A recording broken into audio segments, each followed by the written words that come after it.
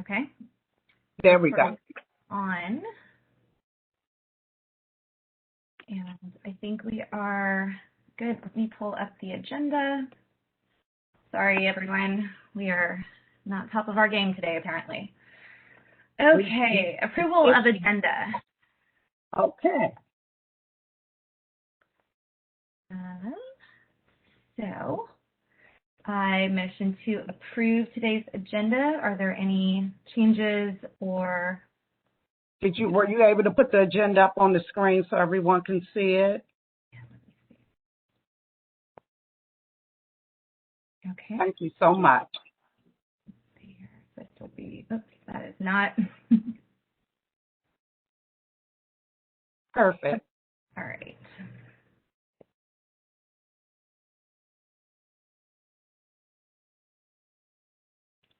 All right. All right. Any questions? I second the motion to approve the agenda. Okay. A motion was placed on the floor to approve it. I thought Commissioner Carley was stating that it was some information that needs to be. That was on the minutes. Sorry, I just had to verify that there were some pieces on the minutes that I had to verify, but I was able to do that. Okay, and a couple of things that I wanted to adjust. If we could, and I think I sent an email in reference to the committee updates, if we can move that to just before our ANC votes and resolutions, if you don't mind, so we can move. Okay, perfect. That works for me. Thank you. Got it, no problem. All right. All right, so a motion has been placed on the floor with the changes. Is there a second? Second. Okay, the motion has been placed on the floor and seconded. All those in favor of approving this agenda with the edits, say aye. Aye. Aye. Objections? All right, the agenda has been approved. Commissioner Carley, the meeting minutes. Yes, the meeting minutes I sent around to my colleagues. Do you want me to also put those up? Just in case the community wants to see them. Yep, and they are up on our website. Perfect. As well.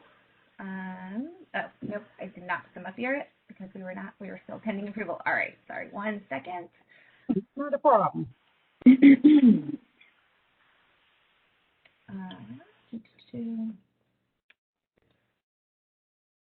Lots of different windows open, which is problematic.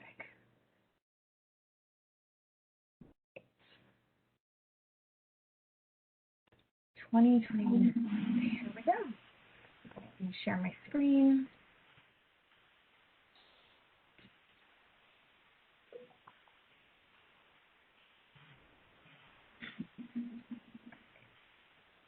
Commissioner Amin says he's on hold trying to call in. I don't even know where we would give someone on the phone permission to call in. Oh, wow. Does he have the link?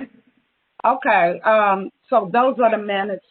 All right, so does There's a lot of people still in, I've gotten 4 different text messages from people that are still in a waiting room. So I'm going to quickly Google how we get people out of waiting rooms and what that back. Okay. Thank you. These are the minutes, meeting minutes. Has everyone had an opportunity to take a look at the minutes? Why do I have 2? Yes. Commissioner Carley, Commissioner Amin, Yes. have you had an opportunity to take a look at the minutes? Yes. Okay. Are there any updates, edits that need to be done to the minutes? Or can they be accepted as they are?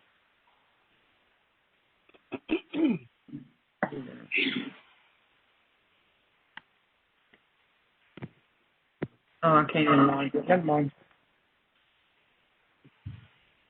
All what I'm going to do is I'm going to call Commissioner Amin and have him on the line and hopefully put him on speakerphone, so hopefully you'll be able to hear him since he's having difficulty calling in. Okay. All right? And in the meantime, I'm trying to figure out where this panel is to let people in from a meeting room. Can you hear me? Yes. So I joined by phone, but I tried to get in on the web, and it says I'm in, like the host has to let me in. Yeah, that's so I don't know who the host is, but they might have like a notification. They're calling. So I just looked it up, and it says tap to open participant list. It's like a person with 3 little lines, and then after there should be people listed under waiting to join, and then you hit admit all. So I've got the participant list in. It says we have 37 people, but it doesn't show me anywhere where people are waiting to join. Maybe it's at the end? Nope. Teresa Perkins is the last person at the end. I've got an option to mute all, unmute all, mute on entry, allow participants to unmute themselves. Oh my goodness, lock meeting. It's not locked. Enable. Okay, Commissioner Amin. I want to leave and come back in. Okay, are you able to hear Commissioner Amin? Oh man, this is bad. Are you guys able to hear Commissioner Amin? No. I am not. Okay, you need to speak up, Commissioner. Hi, Commissioner, can you hear me?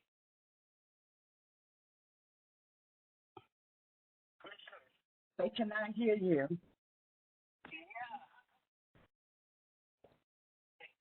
I have no idea.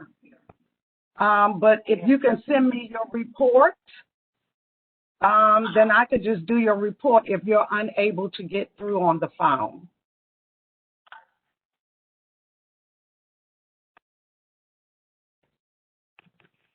Yeah, you're on hold, but we can't seem to release you to be in the meeting.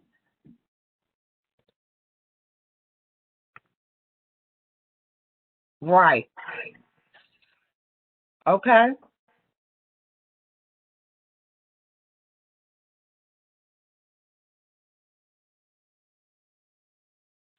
I'm happy to try to look out, come back in, and see if that. Yeah, so they want you to try to go out and come back in again. All right. Thank you. Okay, if he is unable to come on the line, then I'll have him to send me the report, and then I'll have to give his treasurer's report. Is that a problem? No, although do we want to, since there's a couple of things of commission business, do we want to try to move and kind of save that until we're all on? It's up to you. I'm just trying to be considerate of everyone else's time, just in case he's unable to get in, because we have difficulty letting everyone in. Yeah, I think if we move on to, because it sounds like some people are now getting in, if we move on to the presentations, then we can kind of put our community, I've got a lot of text messages from people that are starting to get in. Okay, so if we do that, then we can do our ANC business once Commissioner Amin is able to get in, but for now, let's... Okay, perfect.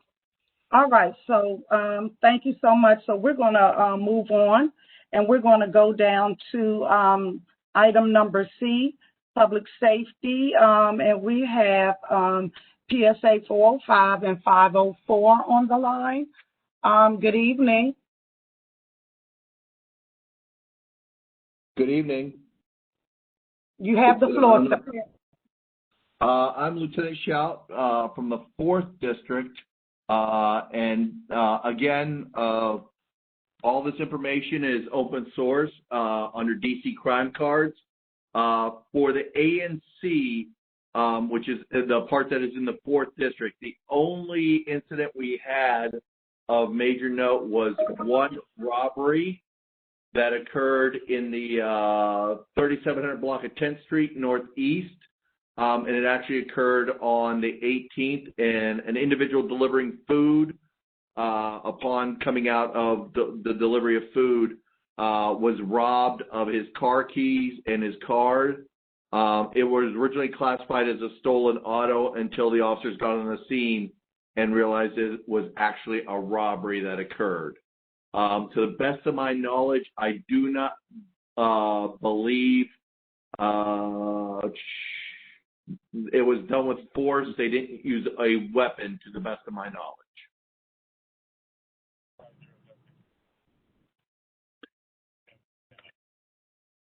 And I will turn the floor over to 5D.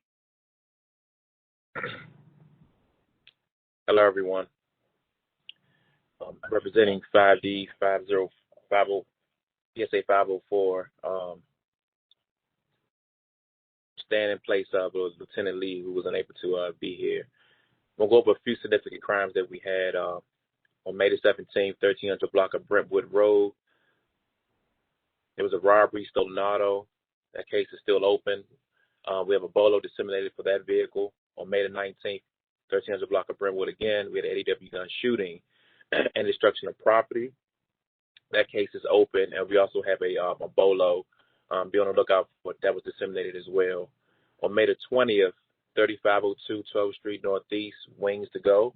We had an armed robbery. A money, wallet, and a phone were taken. That case is open.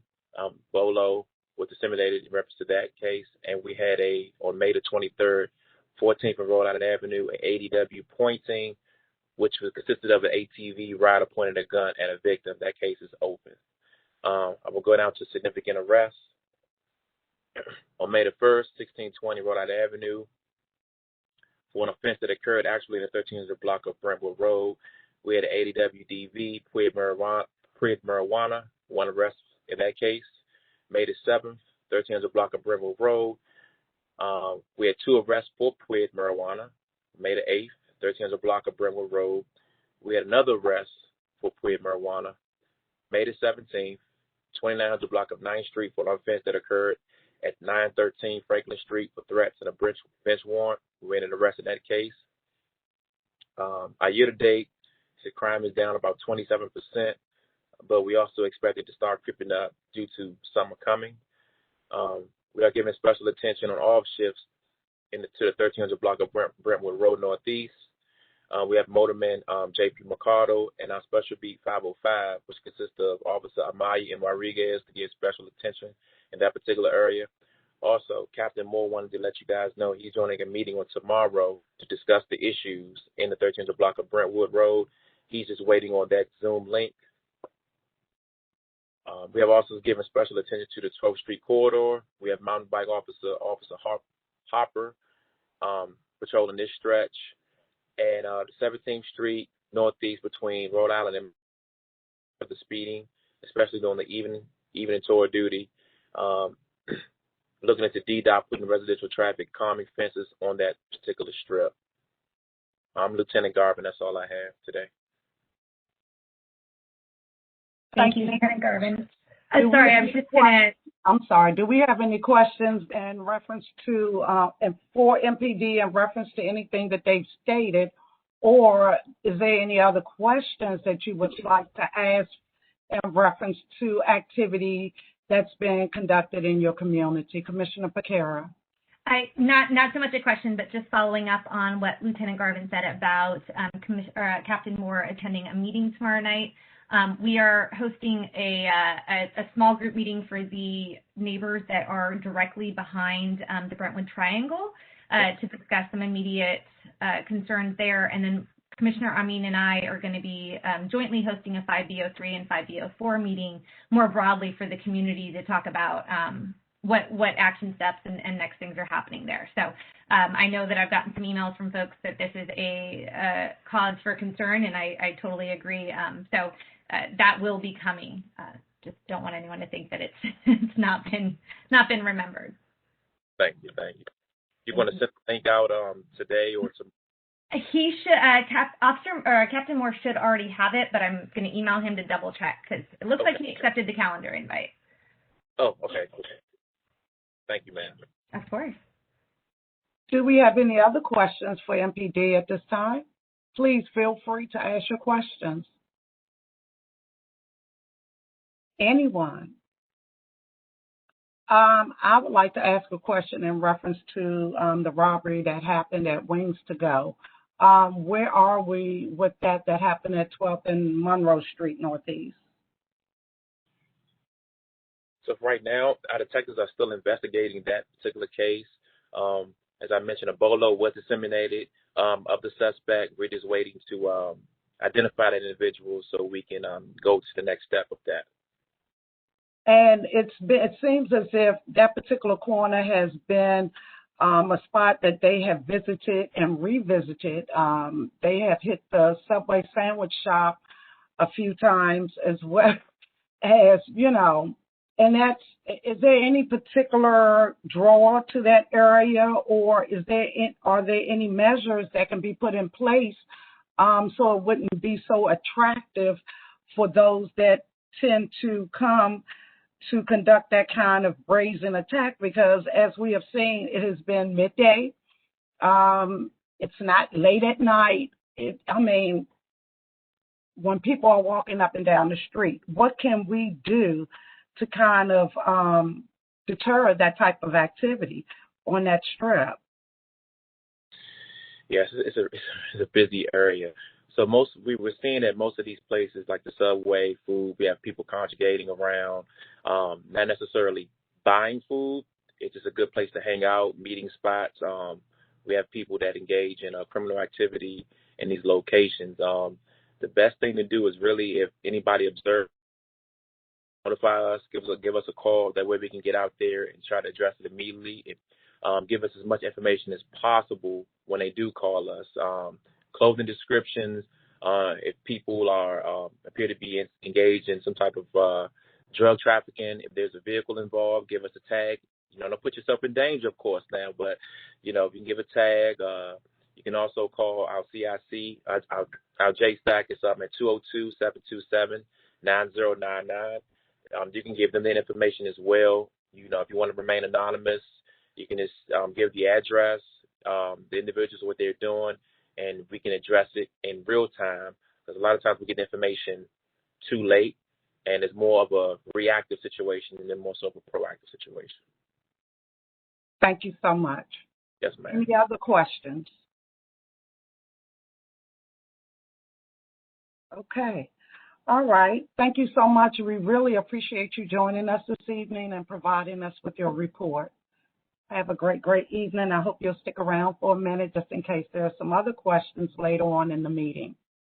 Thank you. Thank you, ma'am. At this time, is Brittany Butler from the mayor's office on the line? Ms. Butler actually reached out and said that, Ms. Butler actually reached out and said that she has an emergency, so she will be joining towards the end of the meeting and be giving her update then. Perfect. Thank you so much. Ms. Cislo from Councilman McDuffie's office, Constituent Services. You have the floor. Okay. Thank you, Commissioner.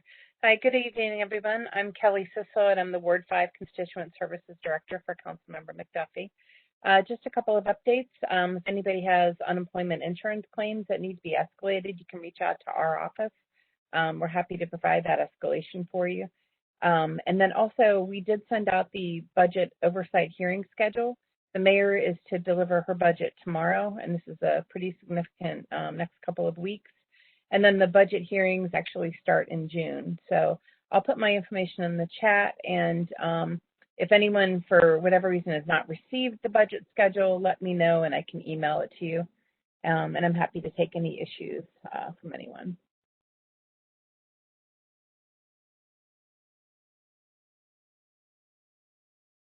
Is there a chat started? There's a chat, but I don't see any comments in it. Okay, I'm trying to find the chat. I know, this whole thing. And everyone should have the permissions to be able to chat with everyone else, if that's not the case. Oh, I see it. Yeah. Okay. Yeah, thank you. Whoever's, yeah, thank you, Jamar. Appreciate it. Okay. Yeah. Sometimes everything runs together at the end of the day. I was looking right at it and didn't see it. Yeah. We'll explain this on WebEx again, because WebEx is very much. It has its own personality. All right. So does anybody have any questions? If you're unable to unmute yourself, please put your questions in the chat for Ms. Cislo so she can answer any questions that you may have. Actually, it looks like we do have, Kate has a non-budget question. Okay, Ms. Kate. Kate, would you like to unmute yourself or? Sure, I'm happy to, thanks. I'm wondering specifically like what Councilman McDuffie's office is planning to do to make Ward 5 specifically and the city as a whole safer for pedestrians and cyclists. There's been like a lot of chatter about Vision Zero, but I haven't seen a lot of like concrete actions, which isn't to say they're not happening, but only that I'm not aware of them. Thanks. Yeah, and actually it was a Thursday before last, the council member had met with the DDOT director out at Michigan and 14th, and we walked the area, and we have an email thread with Commissioner Higgins, Commissioner Costello, and the ANC 5A03 Commissioner Lucio as well, with a set of action items and next steps that DDOT's going to do to make that area safer. Thanks, that's helpful. And what's the best way to access that, or is that public at this point? No, I can just connect you with Kelley from DDOT, so I'm happy to do that. Can you put your email address in the chat? Sure, I'm happy to send you an email about it. I'm also wondering, like, that intersection is definitely an issue, but I don't think that we're going to be able to really change anything by going one intersection at a time. Like, I was hoping that there would be more thought into like some systems level interventions and changes that could be made to increase like all of our safety everywhere as opposed to like just targeting specific areas. Yeah, and I see that Sharada has put Kelley's info in the chat. And Linda Bailey, who heads up the Vision Zero, was at that walk as well. So I think certainly if you have other suggestions, we want to hear them. And I think it's important, I don't know how much of this was known, the accident that happened that first week in May by the elementary school. Turns out it was two Maryland drivers, and it was a road rage incident, and speed was a factor. So yeah. That's good to know, but I'm not sure that like the specific details are either here or there. I live a block from there, and there are accidents in this general vicinity regularly. I could think of at least 5 of them, in the last few years. And that doesn't count all the times that, like, there are near misses, and I have personally been nearly missed many times. Like, I appreciate that, but, like, we have to find a way to, like, slow and calm traffic at a systemic level, or we're not going to see any kind of change. Okay. So I'll definitely follow up with those email addresses, and I appreciate people's engagement on that. Sure.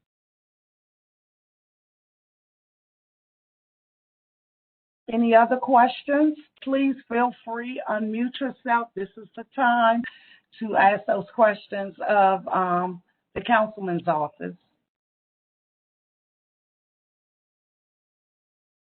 Okay, thank you so much. I appreciate it. Thank you, Ms. Cislo, for the information and joining us this evening. I hope you stick around as well. There may be some additional questions as we move through our agenda. Sure. At this time, I'm going to turn the meeting over to our host commissioner for our presenters for this evening. So you have the floor. Thank you very much, Commissioner Higgins, and I'm very excited for our speakers this evening. We have a great roster of folks that are doing some really important work in our community. So to kick it off, and this is very timely given that we were just talking about DDOT, we do have, is it Sharada? Am I pronouncing that right? It's close, Sharda. I have a silent second eye. It's hard when you're reading it. Sharda, my apologies. Thank you for joining us. And I believe that you are talking to us about protected bike lanes on Monroe. Is that correct? That is correct. So I'm going to turn over. I think you mentioned that you had slides. Let me make you a presenter, and you should have full access to share your screen. Great. So here or my slides. I'm going to be talking to you about Monroe Street. DDOT has just issued an NOI on this. So I will drop the link to the NOI in the chat when I'm done speaking. And I'm just going to share with you a little bit of information about the project so that you're able to learn about it and respond to the NOI or not respond to the NOI as you wish.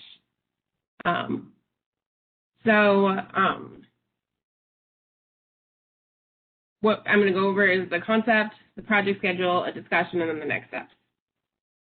The project extends from Michigan Avenue to 12th Street Northeast.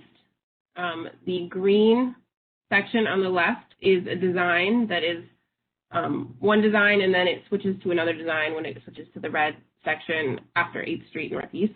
So west of Monroe Street, right now there's two-way travel. There's unprotected bike lanes, a parking lane on the north side, and a Pudo lane, a pickup drop-off zone on the south side. In the proposed design, there will be a two-way cycle track on the north side of the street between Michigan Avenue and 8th Street. And in the recent past, I've received questions about the width of the cycle track as it nears Michigan Avenue. This is in 30% design, which is the information that is attached to the NOI. So if you want to go over it in great detail, you're welcome to do so. It does not narrow at Michigan. There is a bus. Okay. I'm not hearing any. I'm hearing questions, but I can't hear what. I think it's just a non-mute. Yeah, I'm going to try to mute here. There we go.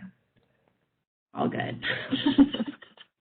So as you can see, there is a little bit of parking loss on Monroe between Michigan and 7th Street due to the bus stop right there. But because of the flexibility with the pickup drop-off zone, the Pudo zone on the south side of the street, and requests from businesses on the north side of the street, it's definitely possible that we would be flipping it and the parking allotment would remain the same. Okay. I also wanted to show you this section right here. This is 7th Street to the left. That's where that match line is. And then there's a turn pocket turning left onto 7th Street. I know right now there's no turn there, so this would add that location. Okay, the next section is the section that you're probably interested in 2B. East of 8th Street Northeast, there's currently two-way travel, unprotected bike lanes, and parking lanes. East of 10th, the design would be a proposed design for bike lanes on either side of the street that are protected with one lane of parking typically, but there are some locations where there are two. So the section that I'm showing you right here is right by the Metro. I don't know if you can see my mouse. And 10th Street, there is still parking in most of this section. And you can see the protected lanes on the outside of the parking lane. And then as we move on to 11th Street, to 11th to 12th, the parking is preserved on the south side of the street, and there is some parking loss on the north side of the street due to the driveways. And the turning radius is out of the driveways. So I'm continuing to collect feedback. We've issued our notice of intent, which will close on August 4th, and it's available on the DDOT wiki page. I will drop the link into the chat when I'm done speaking. We hope to complete final design at that point, after that point, and go for installation in fall of 2021. So I am going, I'm going to stop presenting somehow. And then open for questions. Just a quick basic one. Can you explain notice of intent just a little bit? Is there opportunities for the public to weigh in and support, or is it just noticing that this is happening? Yeah, so anytime DDOT reprograms curbside, there's an opportunity for the public to comment on it. Typically, we'll also engage in meetings ahead of that notice of intent, but specifically the notice of intent goes to the ANC, and the public is welcome to email. I posted the website so you can see all of them, but any emails that I receive will be considered as we go forward. And then, yeah, I will drop my email in the chat too so that you can email me directly. Hi, this is Steven. Can you hear me? Yes. Yeah. I didn't have a question. I just wanted to say that, I think this is a great idea because I think the new bike lanes on Irving that go across there are wonderful, like connections from, the Brookland, Woodridge, like Michigan Park neighborhoods over here to, to the Columbia Heights, like an east-west connector, but getting to the Irving Street bike lanes is dangerous at best. And so I think, more that can be done there, I think is great and would also bring more business to the stores that are up there as well. So, yeah, just want to make that comment. Awesome. Thank you. We just got a clapping hands from Bree. Thanks, Bree. Yeah, I think that one of the things that we're thinking about is building out the network. A bike lane is just a bike lane until it's connected to other bike lanes. And so when we're considering projects and considering what to build, we're considering the connections to other places within the district.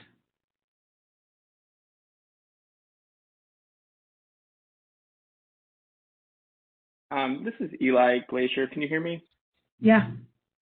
I just have a question. I think this is really wonderful. I sort of echo everything that Stephen said. I guess my question is, can you talk a little bit more about the transition between the two-way separated bike lane and the one-way separated bike lanes and why that decision was made and how that is engineered? And because, I think there's a big conflict potentially, and you hear more about the decision making to that. Yeah, totally. I'm going to share the intersection. Can you see this cross section? Has it looked there? I don't think we can see your screen just yet, or at least not on my end. It's a PDF, so maybe it's just moody. Yeah, it might be taking a second to load because we can see kind of the controls, but just a gray box.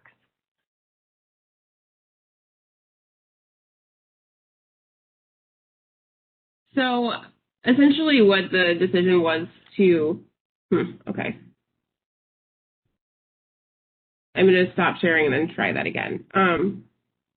The decision between having a two-way cycle track on the north side of the street in that first section was due to the driveways and the different turning motions. When it comes to the 7th Street intersection, a traffic study for 8th Street was performed, and essentially there needs to be a left turn pocket. And if you had a bike lane on the south side of the street, it would have to be, I'm speaking plainer, I'm going to speak this more simply. Essentially, if there was a phase where left turns had to go left, and there were bikes trying to cross at that point, it would delay the whole intersection. So what we've done in this situation is pushed it to the north side of the street so that the left turn can happen and it can still be open for traffic to cross. Does that make sense, Eli? Yeah, no, I think that totally makes sense. I guess my question, though, is just from like a consistency perspective. After whatever transition point between the two-way bike lanes and the one-way bike lanes, people going in one direction are going to have to cross the street. Yes, and there's going to be, it's at a signalized. Yeah. It's at an intersection that's going to be signalized. So there will be turning movements and it will be timed to make sure that that transition works. Okay, great. No, I'm super excited about this. Thank you for doing this. And I look forward to that last bit on Michigan between Irving and Monroe to see what you can do there to really complete that connection. I live in the neighborhood and I too look forward to seeing that done. So we're working on it. I wanted to just... Yeah, it's joining us. Hi there. This is George. I manage the active transportation team. George is a planner not on my team, but she's the manager of this project, we have about 8 different people managing protected bike lane projects around the city, and they're all really talented, like Sharda. I just want to add to that, the connection that we have at Michigan, unless I missed that, Sharda, was another great reason to have it on the north side of Monroe when you get to Michigan, because we're working with, in discussion with Catholic University about having a side path that it would connect to and keep out of the way of all the turns that happen between Monroe and Michigan, the right turns and the lefts. It's just much simpler and easier to have it happen on the sort of the northeast side of that intersection, and as well as the left turns at the southbound, westbound to southbound left turns at 7. So several factors. There's often a set of sort of factors we look at to decide whether side one in each direction on each side of the roadway works better than, a two-way cycle track on one side or the other, or down the middle, as is the case on Pennsylvania Avenue. So there are a lot of different factors we look at. And so that, looking at the factors, this is what ended up being the best, the safest, easiest to implement on this corridor.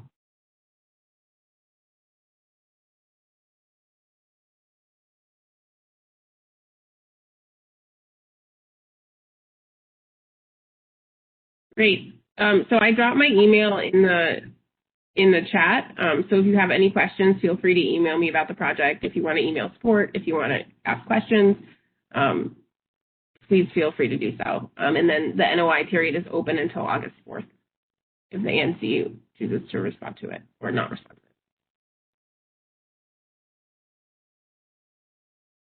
it. Thank you. That's all I have to say. And is this presentation something that you would be able to send out so we can share it with constituents and those who may not have been able to attend tonight? Yes, absolutely. I will send it out. Great. Thank you so very much. I appreciate your time. Thank you. All right, moving along, we now have the infamous Zachary Parker, who is the go-to for all things Ward 5 education. And so he is here tonight to talk about a new initiative that he has launched with some other folks in the community, including my husband. But it sounds like they are doing some really cool work. So, Mr. Parker, I will make you a presenter, and the floor is all yours. And you should be able to unmute. Thank you. And greetings, ANC 5B. I am thrilled to be with you. I am going to try to share my screen. In the meantime, I will give a brief introduction. I am Zachary Parker. I have the privilege of representing Ward 5 on the State Board of Education. I also serve as its president for this year. For those that are unfamiliar, the State Board of Education is DC's only duly educational body. We oversee policies related to graduation, attendance, our school accountability system, our school report card, and the like.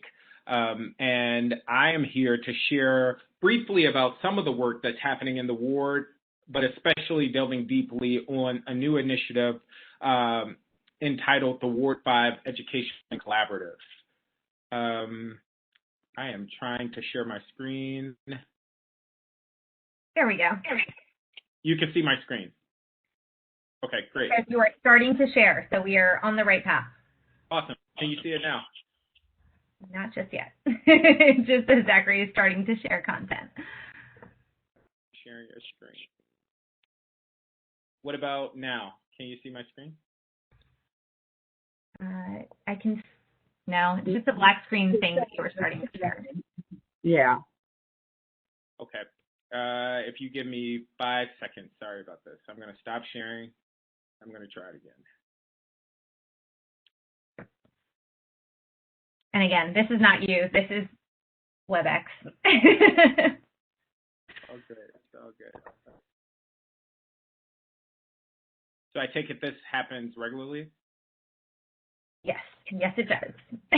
Even with those of us that have to use it for all of our meetings. Can you see my screen now? It's still showing that you are trying to share content, but it's not working. So I don't know whether it's just taking a long time to load it, or if you want to start talking about it, and email me the slides. I can try to pull them up on my end and share screen whenever they get this way. Let's see if that has better luck. Apologies. Yeah. Let me stop sharing, and I will give brief updates while I try to multitask and email this. But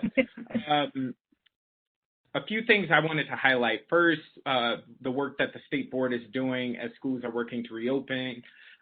We are doing and joining our colleagues at the Teachers Union, but also DC Public Schools, as well as various charters throughout the city to do health walkthroughs. There was one that I was highlighting that was conducted recently at McKinley Tech, where Chancellor Farabee, newly appointed President Lyons of the Teachers Union, and other community members came together to do a walkthrough to see the work that is being done when they return to school.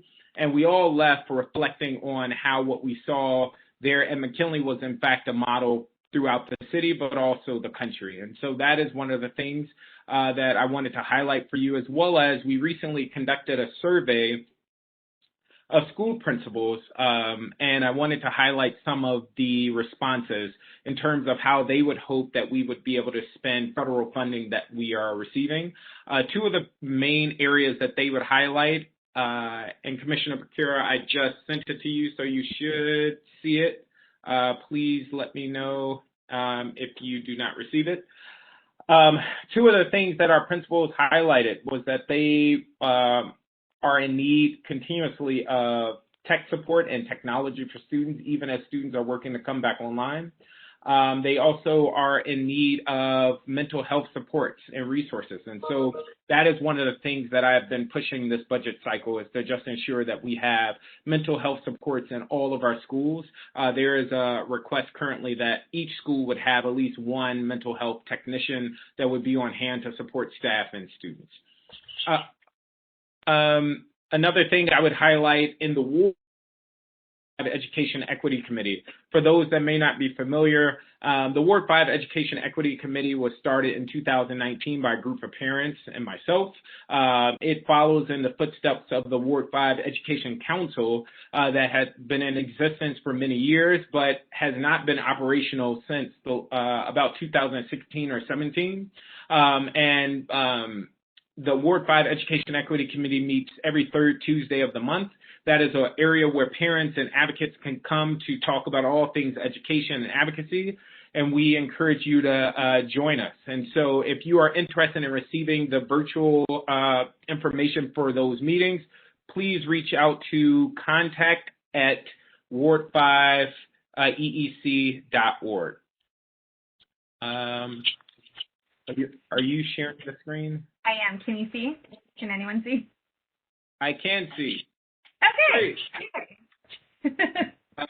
Thank you for that. And you'll see the address on at the bottom of the slide. I will be sure to share these slides, but I would encourage neighbors, if you want to join and be with parents, educators, and neighbors interested in education, join the Ward 5 Education Equity Committee that meets monthly on Tuesdays at 7 p.m. That group is chaired by Loretta Thompson, an Ivy City parent, and vice chaired by Robert Henderson, a Fort Lincoln parent. Next slide, please. Did it change on your end? I am not. It just changed. I also want to highlight the vaccine outreach events that I've hosted throughout the ward. In the month of May, I hosted 3, and so you'll see on this slide the vaccine outreach by the numbers. In 1 month, we conducted 3 outreach events. We had 3 commissioners come out over the course of those 3 events, including ANC 5B's very own Commissioner Higgins. So thank you very much for joining us. We reached 4 neighborhoods, including Trinidad, Edgewood, Fort Todd, and North Michigan Park. And we targeted those neighborhoods because they had some of the highest transmission rates in the ward and across the city. Many people do not know this, or it is often not recognized, but Ward 5 actually has the highest COVID-19 positivity rate in the city. I will repeat that. Ward 5 has the highest COVID-19 positivity rate in the city and has the second highest death rate, followed by Ward 8. And so this should be a concern for all of us. We had 5 official partners. We had 23 neighbors to actually register for the vaccine through the portal. You will recall that there was a switch from the registration portal to the walk-up vaccine sites. During our first outreach event in Trinidad, we actually were signing people up on the portal. That first event, we had 23 people sign up. We had 66 neighbors come out, 117 total, 777 folk view our registration page, and over 3,000 neighbors that were reached. So again, thank you for those of you in the audience that joined us. Thank you again to the commissioners that joined us and supported. We will let you know about future efforts, but this should be a top priority for all of us in Ward 5, given its impact on our ward. And next slide. What I really want to emphasize is the Ward 5 Education Collaborative. And so, as you'll see that is highlighted here, the Ward 5 Education Collaborative is a new organization and initiative that I am working on with a dynamic group of neighbors, including my predecessor, Mark Jones. And the simple idea here is that we are working to stand up this organization, or actually we have stood up this organization that will help collect and fundraise from neighbors and businesses in order to support our local schools financially. We know that while DC schools are funded generously, some of our schools have greater needs, and we need to meet them financially. And so you'll see on the slide our founding members. It is my understanding that some of them are in the audience, and so if it is okay, I would love, in the order that you may see your name, if you could just quickly introduce yourself and maybe say a few words, emphasis on a few, of why you're excited and inspired by this group initiative. And then for those in the audience, I'm going to share a little bit more of what we're trying to do. I cannot see who's on. Let's see. And everyone should have permission to unmute themselves, so feel free to do that. So I'll jump in while we're figuring this out. So my name is Evan Piquera, and thrilled to be a part of this initiative, and really just pleased to support the community any way I can, and really fight for educational equity for our teachers and students. Hi, Michael Brenninger, 5E01 Edgewood, also ANC Commissioner, and was really excited to have this opportunity to be a part of this project. I'm a firm believer that education really is the linchpin to unlock a lot of social and economic issues. So very happy to be a part of this. Thank you. I think we might have had Leah and Bree, I think were on earlier, had difficulty coming in. They may be on now.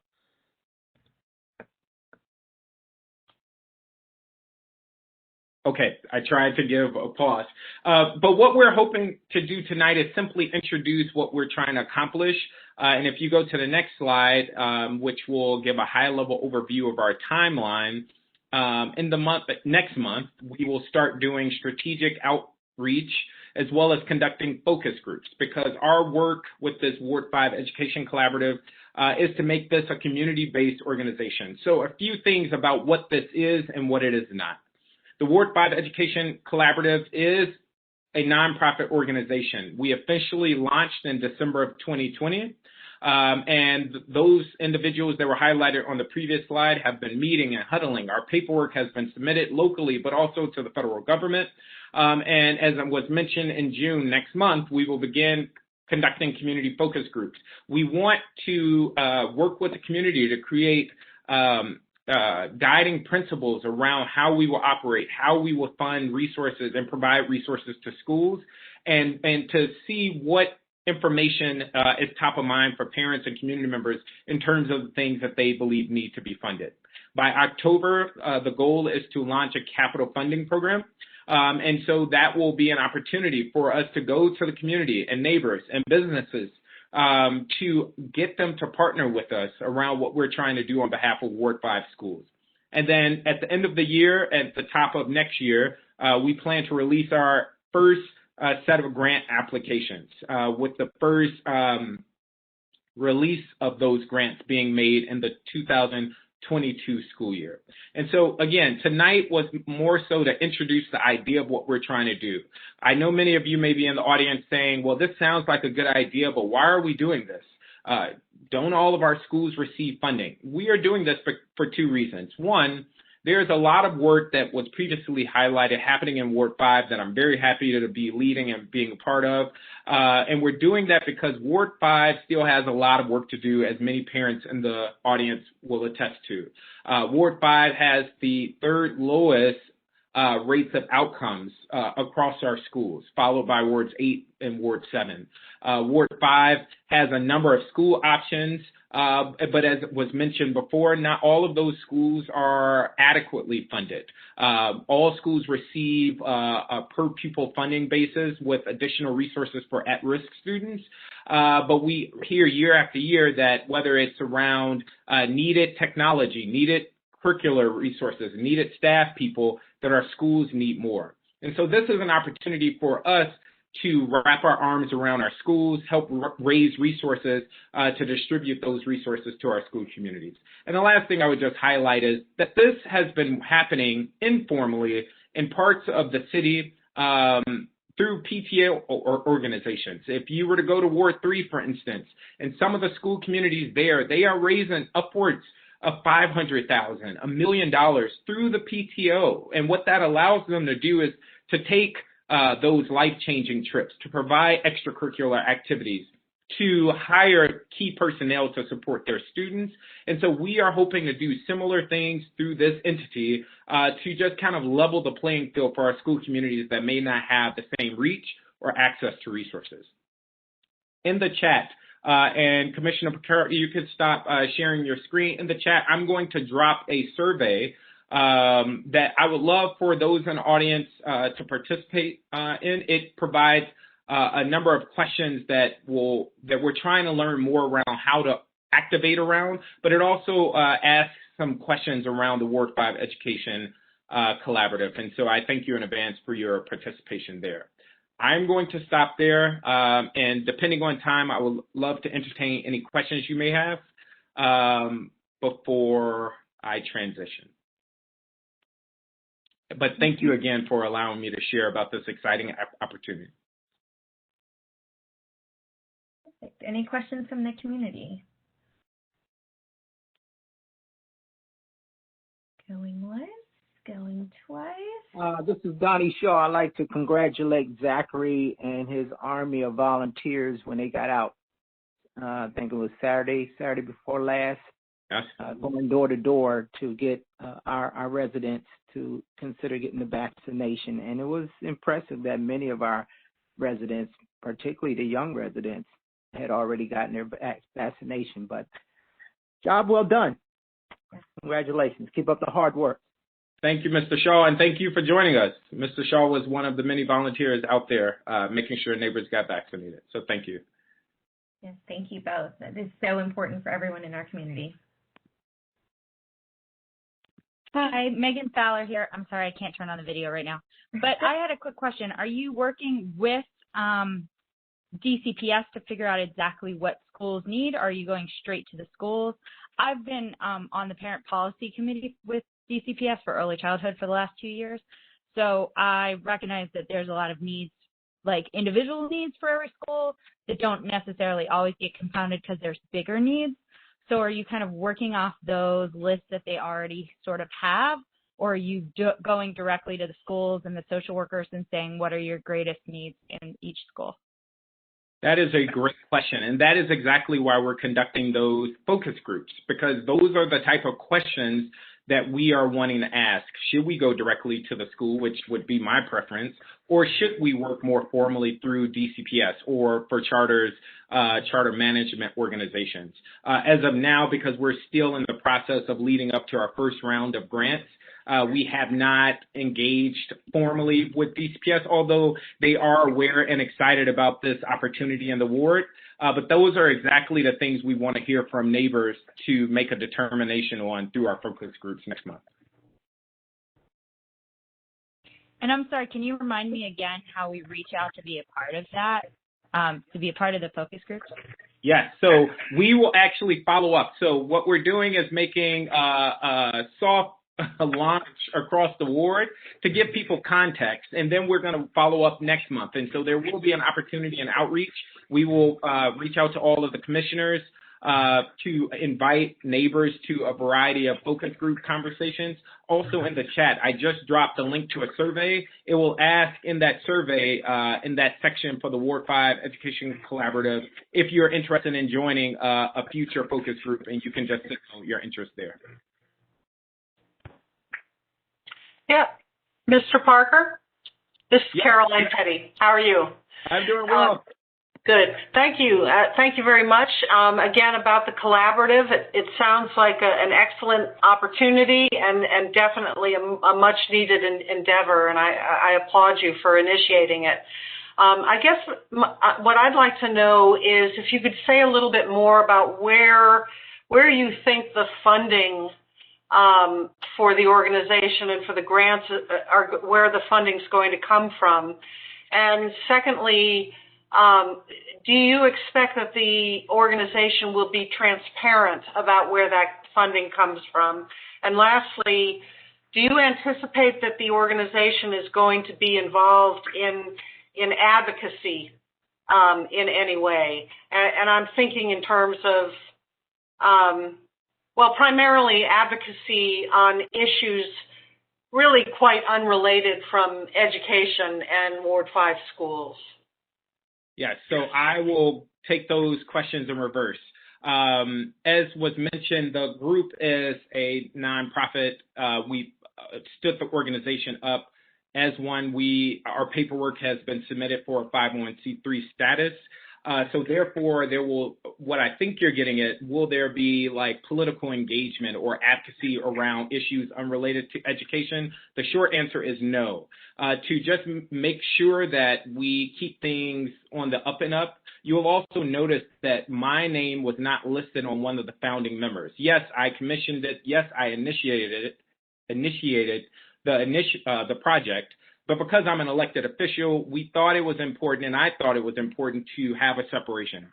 And so you'll see listed that I'm serving as ex officio. And so we want this to be a nonpartisan, non-political entity and group.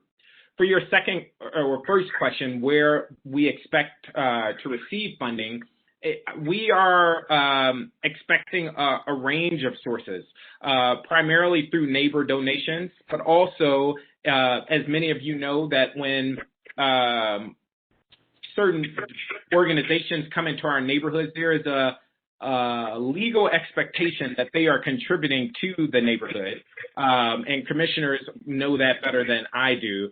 And what I have also heard and learned through the years is that is not happening oftentimes. So developers, other organizations are coming into our communities. Sometimes they are honoring the code of the law to say they are going to give back. Other times they are not. We are hoping that with an entity where this could be a community-based resource, that would be an opportunity for engagement there. We also plan to reach out to local businesses, small businesses, but we really want this to be a community resource. The reason why we are hosting the focus groups is so that it is transparent. Everything about it, from the filing to the fundraising to the numbers to the grant process, will be completely transparent. Any neighbor will have access to the resources and documents. And again, that is why we're starting with the focus group, so that this is a community resource that long lasts once I'm gone, and so are the members on that founding group.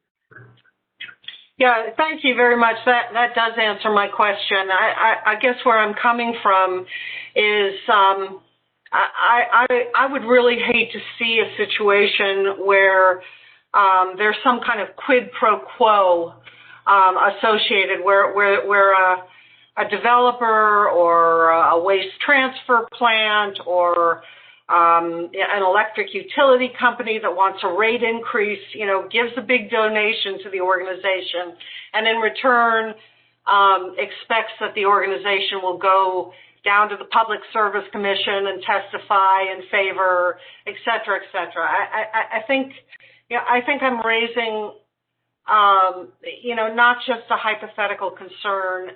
If you've been in Ward 5 as long as I have, you've seen it. It goes around, comes around, and I'm happy to hear what you're saying about the, transparency and that there won't be that kind of quid pro quo or advocacy. Absolutely not. Anybody that knows me knows that education is a passion of mine. And the last thing I would accept or want is for this organization to engage in any activity that would get away from our root cause and purpose, which is to support our schools and thereby support our students. And Caroline, I would invite you to be a part of those focus groups. That's how transparent we are wanting to be, that I would welcome you help us plan it and organize it and be part of that process. Thank you. Great.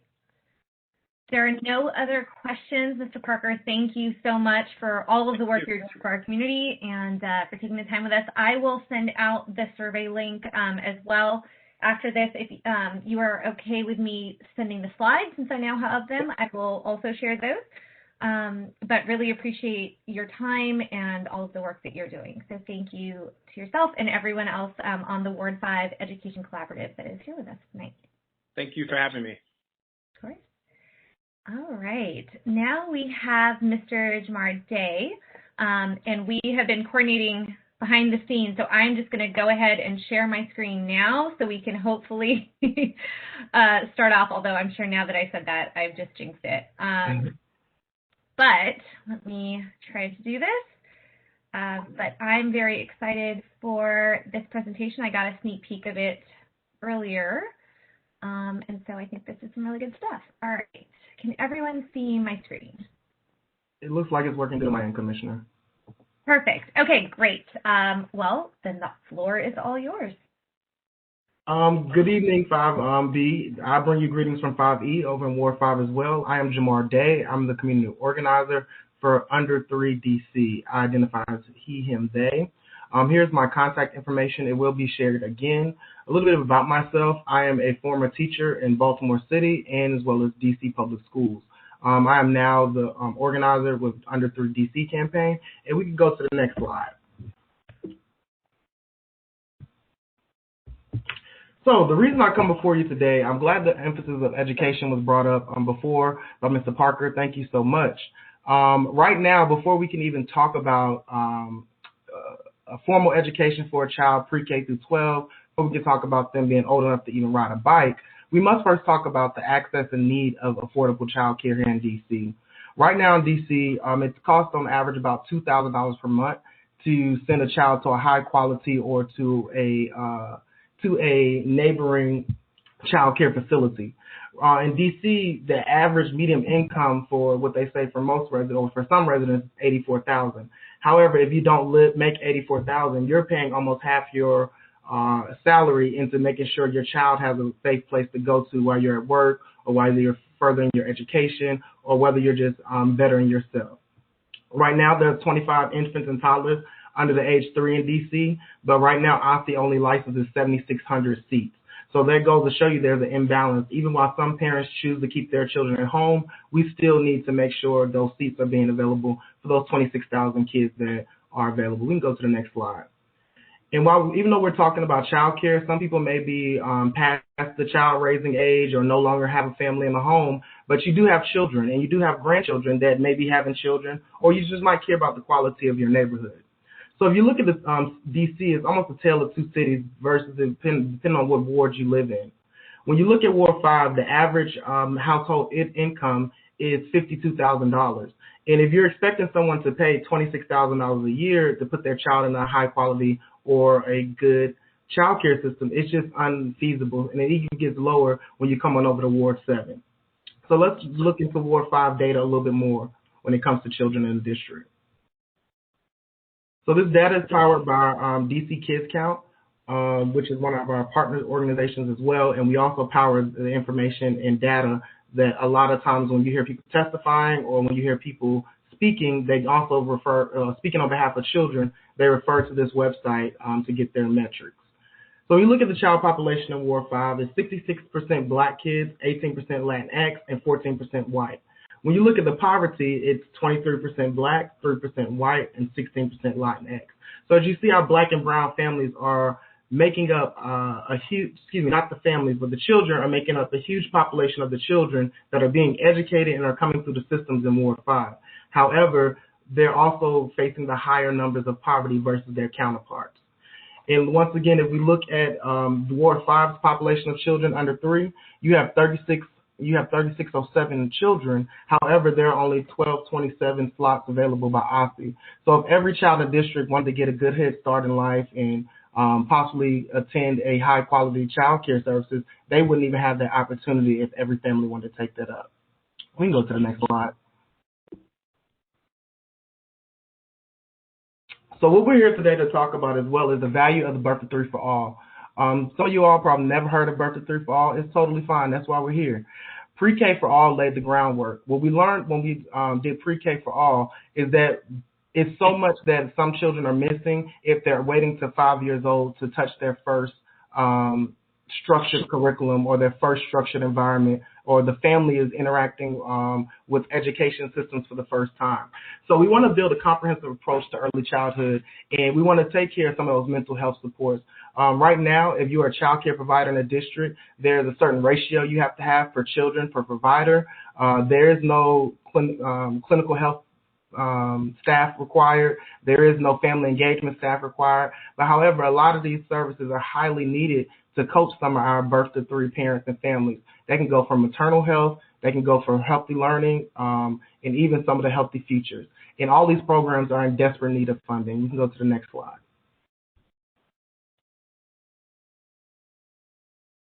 So when we look at the law that we're actually trying to get funded, like I said, it was passed unanimously by the council in 2018. This law will actually help pay teachers equitably. So teachers right now that are taking care of your 1 to 3-year-old are not getting paid the same as a K through 12 or pre-K educator. So it's very hard to find quality teachers or teachers that are not just teaching from the heart and actually can support their family as well.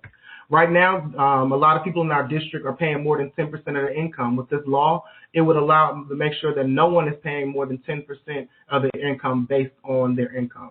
So pretty much it's time to invest in children. And if you look at the programs that it would actually expand, healthy visiting, which makes sure it brings someone in the home after a child is born, healthy steps, which helps bring about changes as a child is growing so the family can know. You have a lot of first-time mothers, a lot of first-time families raising children, and some of them might need some assistance, and we want to be able to provide that here in the district. In lactation, evidence has shown that lactation and breastfeeding has definitely had better outcomes for children and mothers.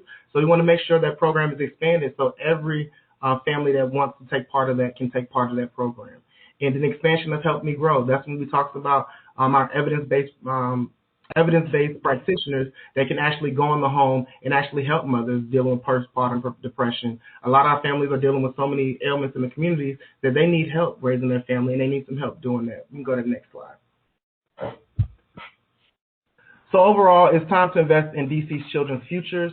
We have a lot of things we're coming up on the chopping board for budgeting, but however, education and early childhood needs to be one of our major focuses. We can go to the next slide. So we can go to the next slide as well. I'll fast forward through this. When you look at under 3, we're a coalition of different groups of child care providers, anywhere from home-based providers to top-tier providers and a lot of big-name providers in the district. We're big on racial justice, so we're making sure that a lot of the structural racism that is in our city is being dismantled. And we're also helping Black and brown families in the district because that's one of our biggest goals. Economic mobility. When we talk about Chocolate City and the raising of Black and brown families, we want to make sure Black and brown families have the true means to move forward in this city, and so they're not being left out. True diversity. We have a lot of different communities on boards, including our Amharic community, as well as our Spanish-speaking associations that deal with child care providers. Real ownership. We want to help our child care providers get fully licensed, high quality, and even become business owners and own the homes or own the buildings that their business belongs in. Structural equity and leveraging strengths. We make sure we bring our members to the table. We bring those community and elected officials to the table so that they can hear what our members have to say. Because when you think about it, a lot of these child care providers are the true pillars of our community. You can go to the next slide. So we can skip over this and go to the next slide, but our agenda is health and development, making sure that the health of the children in DC and their future is bright. We want to make sure that pay parity for teachers is equal among other places and other states. Right now, without DC being a state, it is a lot of financing and money that we are missing and a lot of things that have to come directly from the state of DC.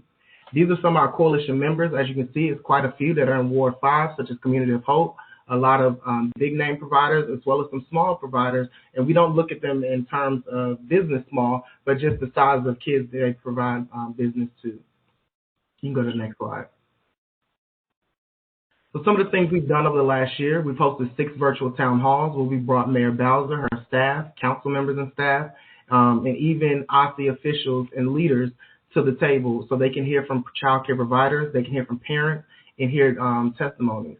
We've done research and had over 1,500 residents sign on, 85 providers and 35 organizations join our coalition. Right now we have 50 plus members and we've earned 26 placements in local and national media. You can go to the next slide. These are just some of our 2020 wins. We were able to get $5 million restored in the FY20 budget and $1.4 million restored in FY21. Some of these things like Healthy Futures and CSFA, you might not know what they mean, but those are programs that we help make sure the funding. We make sure no existing cuts were made to existing birth to 3 programs. You can go to the next slide. Keep going. Next slide. Yeah, absolutely. So 60 million and no cuts are the big numbers that we want to go for. So I just kind of breezed through them, but those are our big picture asks that we're asking Mayor Bowser and the council to allocate. Because with that being the case, these are different programs and level of funding that we need to make sure that every family in DC has the leg up. So no matter, you know, how much your mom and dad makes or how much your family wealth is, you will have access to the first 3 to 5 years to these different programs. You can go to the next slide. One thing we've also done is help people bring about their stories. Cecilia Holmes is a child care advocate and parent, and she's also worked with AJE to get the story of her child out there. And stories are much different from testimonies because stories, what they actually do is help others bring about their stories. So someone hearing a story about their child can help someone else bring it about, and then we can lead to help getting that to the right place.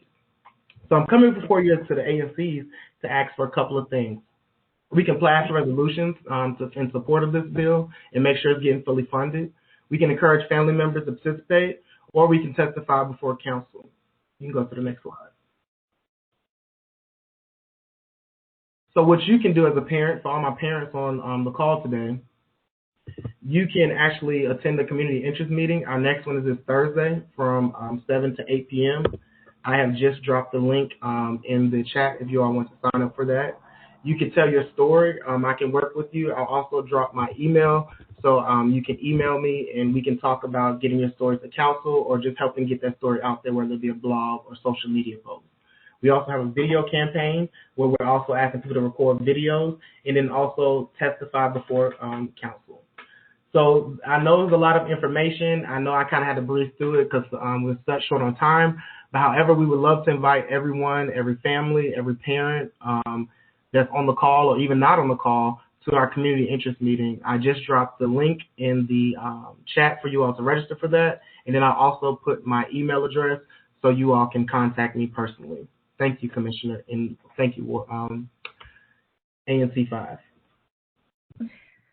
Thank you very, very much. I will say that I know a lot of especially the services for new mothers that your program is advocating for, I was lucky enough to have and made such a difference. And so as much as we can ensure that all new moms and all children are able to benefit from those programs, I am completely in support of.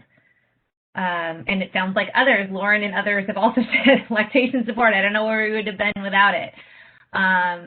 This is wonderful. Does anyone have any questions for Mr. Day? And everyone should have the ability to unmute yourself. Mr. Day, this is Donnie Shaw. Is your program the same one that was initiated by Benson Gray, Councilman Benson Gray? Absolutely. He did not initiate my program or coalition. He did initiate the bill, and he did present it before the council in 28, which they all agreed upon and voted upon. However, in DC, if you do not fully fund a bill, I think after a certain time the bill goes off record. So therefore, we have, I think, until next year to get the bill funded adequately, or else it will be reversed. So you're absolutely correct, Mr. Shaw. Good information that you shared too. Thanks for that insight. Thank you. Get to working behind the scenes now.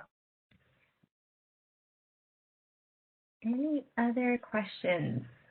Today, I don't know if you've seen the chat, but there's lots of people very appreciative of this presentation. Thank you, everyone. And calls for it. So I will be sure to send out this presentation to everybody after the meeting, as well as the link for tomorrow's interest meeting. So I will send that out tonight. But if you have any other questions, it looks like we've got email address in the chat, which I will distribute as well. But thank you very, very much. This is wonderful, and thank you for all the hard work you're doing. This is so important for our community. No, thank you all, Commissioner. Thank you. Thank you. All right. So let me pull up the agenda and figure out where we are. Commissioner Higgins, this might be where I hand it back to you. Yes, ma'am. Thank you so much. And I appreciate all of the speakers this evening. You have been outstanding. Thank you for providing such wonderful information to the public. So we did skip down to our presenters. And at this time, we're going to go ahead and conduct our treasurer's report. Commissioner Amin. Good evening, everyone. First of all, I want to thank Chair Higgins and Mr. Higgins for hosting me this evening. For some strange reason, none of my links and none of my phone connections worked, and I tried it on several devices. So this truly is a strange evening, and I don't know why. But the treasurer's report. So first item on the treasurer's report, commissioners, you should have received the FY20 Q3 report. Can you bring that up on the screen, Commissioner Parker? Yeah, your FY20 Q3. Yes, give me a moment to find that in my email. This is one revised FY23? Yeah, it would say revised FY20 Q3. Now, okay. Upon being elected treasurer, I've been training with Dawn Dickinson in the office of the OAC, which is pretty standard. And she's training me on the new software and how to prepare the quarterly reports, which is a big part of the treasurer of the ANC. And we noticed in that training, well, she spotted some inconsistencies on the worksheets, and from there we took those worksheets. She looked at them and realized there were errors done on the worksheets, and so those worksheets had to be revised. So what you're looking at now, if you look at the top here, you see that revised worksheet, and you see where I had to go through, find all those documents from last year. We crossed that out up there, that 2,569.31, and entered the new forwarding balance. So, and let me look at my notes for this part, because the beginning balance of a quarter must match the ending balance of the previous quarter. And example, and this is our example that I can give you why that did not happen. This is one thing, that it was a $3 bank charge that appeared on our worksheet, but was not deducted from our account. So there's little things like that start to throw off a worksheet. So we went through it again, got all the documentation, put the numbers in. So what you're looking at now is that revised worksheet. now those numbers, that beginning number and ending number match as we move into the next quarter, as you will see when we move into the next. And commissioners, we do not have to vote on this. This revision had to be done for our worksheet and for our workbook, right? So the second item up on the agenda, and forgive me because I'm not in my own space, I am referring to my notes are a little out of order here. The second item up on our agenda is the FY20 Q4. Patera, can you pull that up for me, please? FY Q4. This is the one you sent tonight? Yes. There are two PDFs attached. Do you have, Yeah, go to the one that doesn't have, the second one would be the second sheet.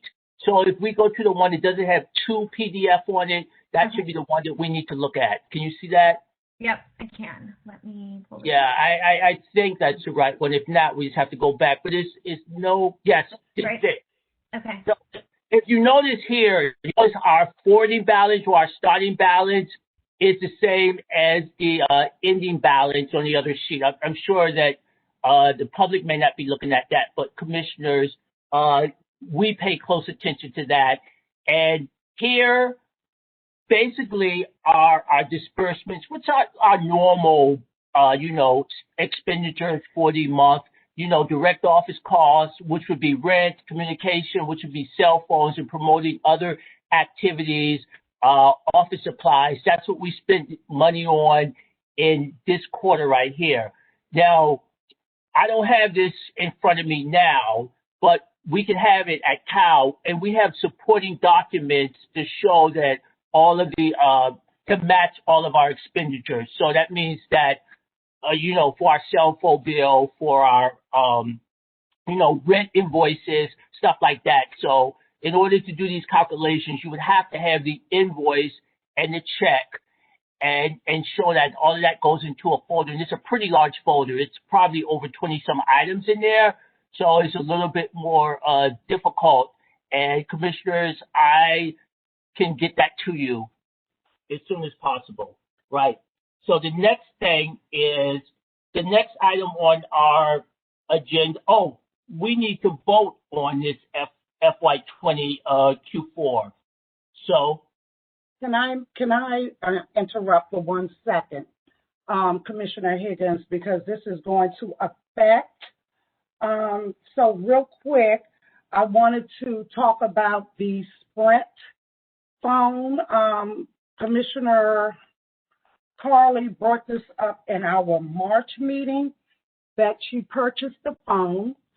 And at that time, we had received a bill for $33 that was added to 5B01 and the additional cost. The device itself was one price, and it was not the price that the commission had allocated for cell phones, because we allocate $190.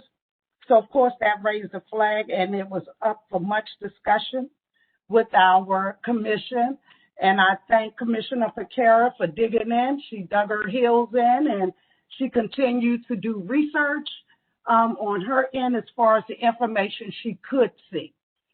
So as we were going back and forth, of course, I believe in giving grace and trying to investigate and see what's what. So prayerfully, thankfully, we were able to resolve the situation. I'm not sure if you guys can see this, but this is the special that was an online special through Sprint. And with that information also stated, and I was trying to have a meeting yesterday evening because I finally was able to talk to someone.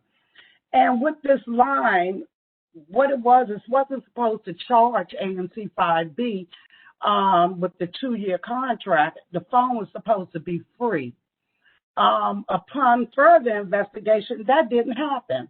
We have been charged twice for $33 outside of the normal amount that we pay, and that was very concerning for the ANC, ANC 5B. So at this time, we had decided that we would speak with Commissioner Carley in reference to the phone with three options. One option was, well, the first step was to turn in the actual old phone that we had. Commissioner Carley turned that phone in. And then the next option was the money's back and rest to the cell phone. The commissioner came up with a couple of ideas. One, that she just pay for the phone, give us the total amount of the phone that we would pay over a period of 24 months. And also move forward from there. So two things took place. Commissioner Carley did return the phone. Commissioner Carley did also provide me, and I hope everyone can see this, she did provide me with a check for the full amount of the cell phone. And on May the 7th, but I had also wanted to talk to Sprint to find out actually what took place. What was the barrier between the ANC and them and giving the proper allocation on the phone and not charging us? Well, I finally received an email today from Sprint, and that email stated that there was an error. We were able to show the online special that they had, and I received an email, which I will provide to all of the commissioners as well, stating that that device will be turned back in, and the free phone that was gone, that should have been given for to Commissioner Carley, they will take this phone back. We will not be charged, but we would have to continue to have that phone open for 2 years, which is not an issue because that phone is the property of ANC 5B. So I just really want to thank all of the commissioners that have put in all of their time and effort, as well as thank Mr. Gottlieb Simon for all of the direction that he has also provided. Back in April, he was able to give Commissioner Piquera some guidance on how we should proceed in this matter. So, and I also want to thank Commissioner Carley for turning in that phone, as well as complying and giving us a check for the full amount of that phone. So the ANC is in possession of the phone as well as in possession of the check. And once we see that those charges have been dropped and we are not billed, then we will proceed with the new device that Commissioner Carley will be utilizing. But we have all pieces of information and equipment in the hands of ANC 5B. So I'm sorry, at this time, Commissioner Amin, would you go ahead and place your motion on the floor for the approval of the Q4 budget? Sorry. Before we do that, I actually had some questions. So in reference to the Q4 vote, because we want to vote, and if you want to comment, okay, sure, give the floor. Yes. So on the Q4 quarterly report, and I can share my screen again. Sure. It shows, can you just briefly explain what the direct office is? That rent? Yes, Commissioner. When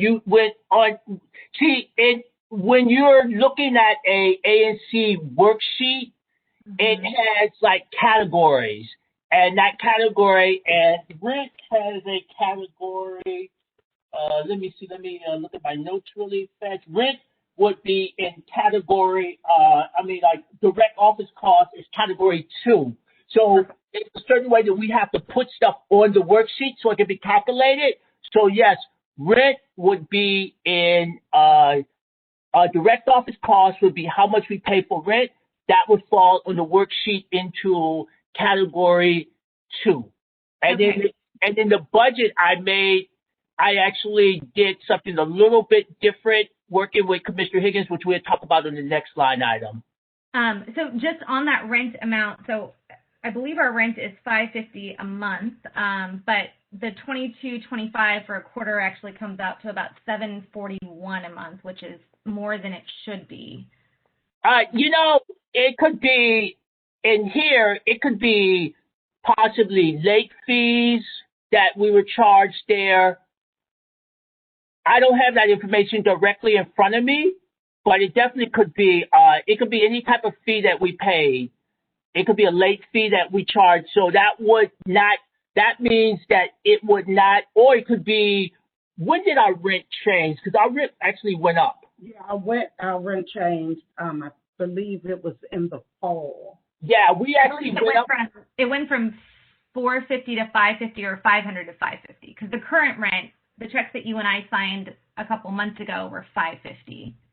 Yeah. This is prior to you coming on. This is prior to you coming on, and again, and for the public, this quarterly is prior to you and Commissioner Costello for coming on as well. So this is Q4 20, which is help me out here. I always get these quarters mixed up, but which Q4? So Q4 was actually July 1st to September 30th.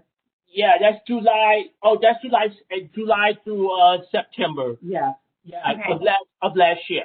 Yeah. And a similar question on communication for I'm assuming that's cell phones. For 3 months, that comes out to $741 a month on a cell phone, which seems very, very high compared to any of the recent bills I've seen. All right, so that's no problem, Commissioner, because only thing that we would have to do is this. If you want to look at communications, we could just go into the folder and look at all the invoices and see what invoices are in there under communications. So it could be cell phones, it could be maybe someone did some flyering, flyers or something for an event. Would the flyers come under this printing line item since it says office supplies, equipment, and printing? It could have been under communications. It could be under communications. We'll have to look at it and see what's in the folder. Like I said, there's 20 items in that folder that I can get to you. Would it be possible to delay voting on this until we have clarity on what these expenses entail? Only because it's hard to figure out since they're both considerably higher than what we've seen for our monthly. Commissioner, I'm going to move to vote on it, and you feel free to vote any way that you like, because we do need to vote on it. Okay. Okay. Again, anything, and we can always take it into a further discussion in Cal, like we initially thought that we should do. Commissioner Amin, I have a question for you. Is it related to FY? Yes, it is. Okay, yes, it is. Go ahead, Commissioner. Thank you. Why did we receive this at 6:01 p.m. tonight? 29 minutes is not adequate to review financial statements that you're requesting. That you're requesting a vote on. Yeah, Commissioner, because yesterday Commissioner Higgins asked all of us to convene, and we didn't hear from you later. I think you said something about sick children, and Commissioner Pekara said something about putting kids to bed. And also, another reason why we didn't vote on this, Commissioners, is because initially we said this because our finances need to be discussed deeply and privately at times, that we should do it in Cal before we went public. But Commissioner Pekara decided for all of us that she would change the agenda and push it forward for tonight. Therefore, for the last week, I've been working on putting all of this together, and I really just finished Commissioner Costello at a little bit after 5 p.m. So these are all the reasons why you're just getting it. So I hope that answers your question. Yeah, no, it doesn't. Right. I did push for it. I feel very strongly that commission funds, I know you think there's some things that should be private, but I think when it comes to our finances, this is taxpayer dollars. I want it all out in the open all the time. We should be as transparent with how we're spending our community's money as possible. So you're right. I was the person pushing this, and I'm sorry. I agree with you, but I believe that it was also important that we straightened out the Q3 report so it would calculate correctly for Q4. So what we wanted to discuss was the different line items and see if we had any feedback. So you are absolutely correct, Commissioner Costello. Yes, you did get it at the last hour. But as the Commissioner Parker said, it is important to be transparent and to also have the information before the public. Absolutely. So apologies for you getting it so late. But as I pushed Commissioner Amin, yes, let's get this done so we'll be able to have this information provided and that we could discuss it this evening. Now, we do need, according to, and I don't know if Mr. Simon is on the line or not, but we do need to vote on the Q4, understanding that there will be some changes made so we can ensure that we are all on the same page, but we do have to vote on Q4. Mr. Simon, are you on the line to address this?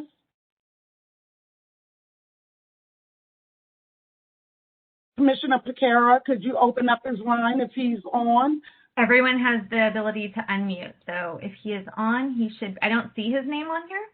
Okay. But if he is on, he should be able to unmute like everyone else. Oh, okay. So, that's a key point. So because we are behind in providing the quarterly reports and we need to get it in. So again, I initiated a meeting with all of the commissioners. Once Commissioner Amin had completed all of the necessary information and, wanted to have a quick meeting. This is something that we could not discuss going back and forth in the email. That's why I wanted to have the meeting last night with everyone, but we did not get the opportunity to do that. So may I ask another question? You can ask whatever you like, Ms. Commissioner Costello. Thank you. I'll precede my question by a comment. Sure. Commissioner Higgins, I do appreciate that you requested a meeting last night. Before I even had a chance to respond to your email, Commissioner Amin, before I had a chance to respond to Commissioner Higgins' email, she had decided to cancel the meeting. So I hadn't had an opportunity to weigh in on that. That said, I also agree with you that already stated that they could not participate, so we would not have had a quorum. That's why I canceled the meeting. I did say I could participate after 7:30. Yeah, okay. But I'm spending time with my daughter is just really important. Yeah, the meeting was scheduled for 6 o'clock, and at that time, Commissioner Parker could not attend. Commissioner Amin was tied up, and Commissioner Carley. And you're correct, you had not responded at that time, but with the three of them not being able to participate at 6 o'clock, I canceled the meeting. Yes, ma'am. Okay. All right. So, and I want to. So Commissioner Costello, and also I want to add in that actually, Commissioner Parker, you actually requested a meeting. You were the one that requested the meeting first, and this is why Commissioner Higgins looped back and tried to schedule the meeting. You requested a meeting initially that everyone couldn't attend. Could I please ask a couple of days in advance, we were kind of given 3 hours notice before the meeting yesterday. But, sorry, Commissioner Costello, you keep getting interrupted. Yeah, I'm still in the middle of my question. Thank you. So, thank you for letting me keep the floor.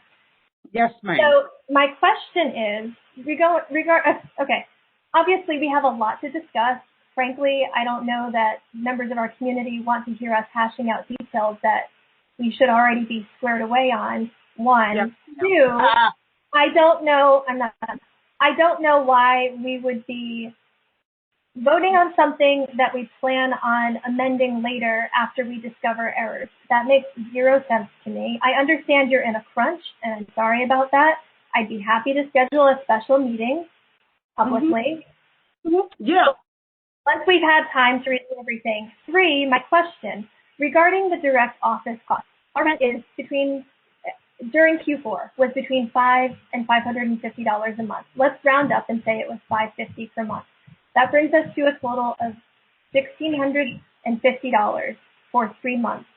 But the line item that you have here says that we spent $2,225 on office costs, i.e. rent. That means we have a balance of $575 that we spent on something, and you can't tell us what we spent it on. That's a problem. I can definitely tell you what we spent it on. We can just look with Commissioner Costello. All we have to do is just go over our records. And to your comment that you made earlier, my first initial response to you, to Commissioner Becerra, and I'm sure it was to you as well, that it was like, hey, this should wait to June. As far as the amending comes from if there's an error that's found on a worksheet at OANC, not from us. So if OANC comes in and sees something wrong on the spreadsheet like they did with Q3 and like they've done in the past with others, because it's pretty common. It's just not ANC 5B. This is all across the city is what they do.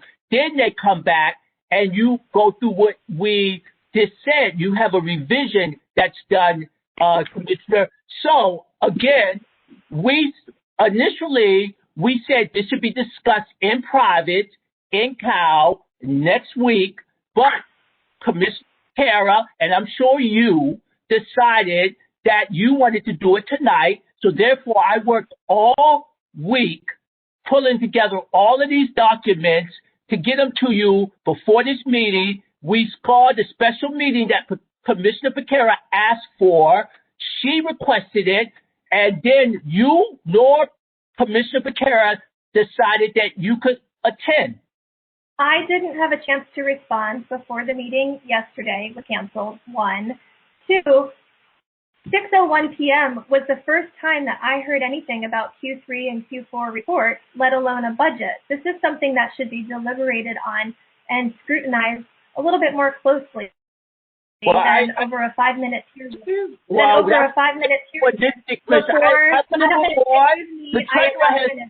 Excuse me, I am not finished. Excuse me.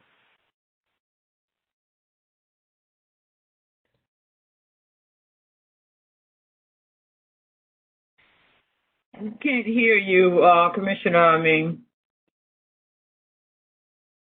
It looks like our colleague is muting. Somebody keeps muting me. This is something, as I was finishing, thank you. This is something that commissioners should have the opportunity to review closely.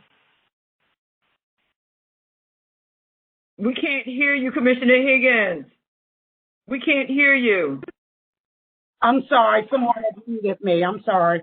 Wait a minute, and we didn't hear what Commissioner Amin said either. Okay, what Commissioner Amin just stated was he is putting a motion on the floor for the Q4 budget, but for the Q4 financial report.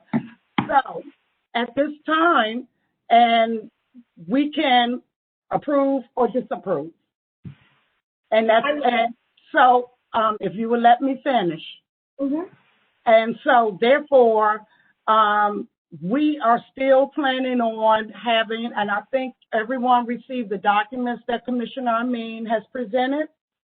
And as Commissioner Costello stated and Commissioner Becerra has stated, they have not had enough time to be able to review the documents. So what we'll do at this time is we can call for a special meeting, which will take approximately, we have to do a 7-day notice so that all of the community has the opportunity to participate and to hear what's going on. We have a committee of the whole meeting on next Wednesday where we would go ahead, as we had talked about previously, to ensure that we hash out the numbers. This was the initial plan, but again, they wanted to have the information tonight. So, because of the lateness of receiving the information, I understand that you do not feel comfortable doing that tonight. So, we can have a special meeting and we can go back and vote on the Q4 report for fiscal year 2020. Does that make sense to anyone? Since the motion is pending on the floor, I'd like to move to table this discussion until we can hold a special meeting next Thursday at 6:30 p.m. And that was just my question. So, and I'm making a formal motion. Yes, you have the floor, Commissioner Higgins. Can you please explain what will happen if we, if it's disapproved, if we do not support or approve the Q4 report? We won't get our Okay. I just want to make sure that I want the public to understand this. Okay. And as Commissioner Piquera stated previously, in reference to the budget, we needed to have that information available. And not only are we doing the Q4 report, we're also doing the budget. We are voting on the budget, and that is something that we should have voted on in January, no later than December. Last year. I'm sorry, in December, but because we were still having issues with our previous treasurer and the information being in the system correctly, so why put that on the floor when the numbers did not match? And we would, our reporting from that point forward would have been incorrect. With us working with Don at the Office of ANC and helping us to go through this new reporting system that they have, we have been able to appropriately get everything corrected and in the system.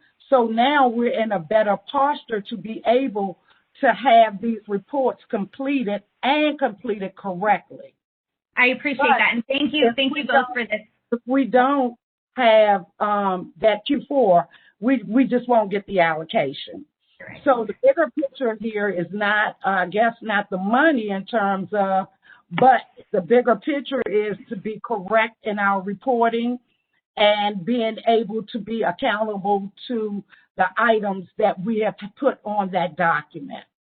And I thank you guys for that, for putting that together. I just want to be very clear. Everything that was on this quarterly report, and frankly, every check that we have cut so far, we should have actually approved on before cutting. I think that was when I was kind of pressing the issue of getting this on the agenda. It was because we were spending money without public approval, which is frankly against the law. We're not supposed to be cutting any checks until they are approved in a public setting. So I just wanted to make sure that we are very clear that when I was pressing to have this public, it was because that is what we are required to do by law. It is very nice that Commissioner Gottlieb Office of ANC allows us to retroactively approve things. That is great that we have that opportunity not to lose our allotment. But we have made payments. I know because I unknowingly signed as the second signature on some checks. But we have been making rent payments and routine payments that we have not approved and have never brought forth to the public. So that is really important. I agree with that, and thank you for bringing that up. I'm so happy you brought that up. So once we turned in our information to the ANC, as well as had the information for the security fund, we actually sent an email to the Office of ANC and asked if we were able to start writing checks, because we weren't initially. And we were given permission from the Office of ANC to write checks. So that accounted with our budget, right? It was, you can write reoccurring checks. But they knew that the budget wasn't in. That's the Office of ANC. And if they didn't know, I mean, it's against, we haven't approved a budget. We don't have a budget. We know from the bylaws and from the laws, it's against the law. So counting on them to not call us out. No, I agree with you. And you should protect what you're saying. But that's why we're here this evening. So are you stating that you do not want to vote on the budget either, or you just don't want to vote on Q4? That's a question. And that's for all of the... Commissioner Higgins, respectfully, I think there's a motion still pending. Yes, it's still pending, and you said you wanted to table it. So the motion is on the floor. Can I get a second to table the motion? I will second it. The motion has been placed on the floor and seconded to table the vote to vote on the ANC 5B quarterly financial report for fiscal year 20 Q4. Thank you. All those in favor of tabling the... Wait a minute. Okay, go ahead. So, all those in favor of tabling the motion, tabling the Q4 fiscal year 20 budget, say aye. Aye. All those in objection to tabling the Q4 fiscal year 20 quarterly financial report, say nay. Any abstentions?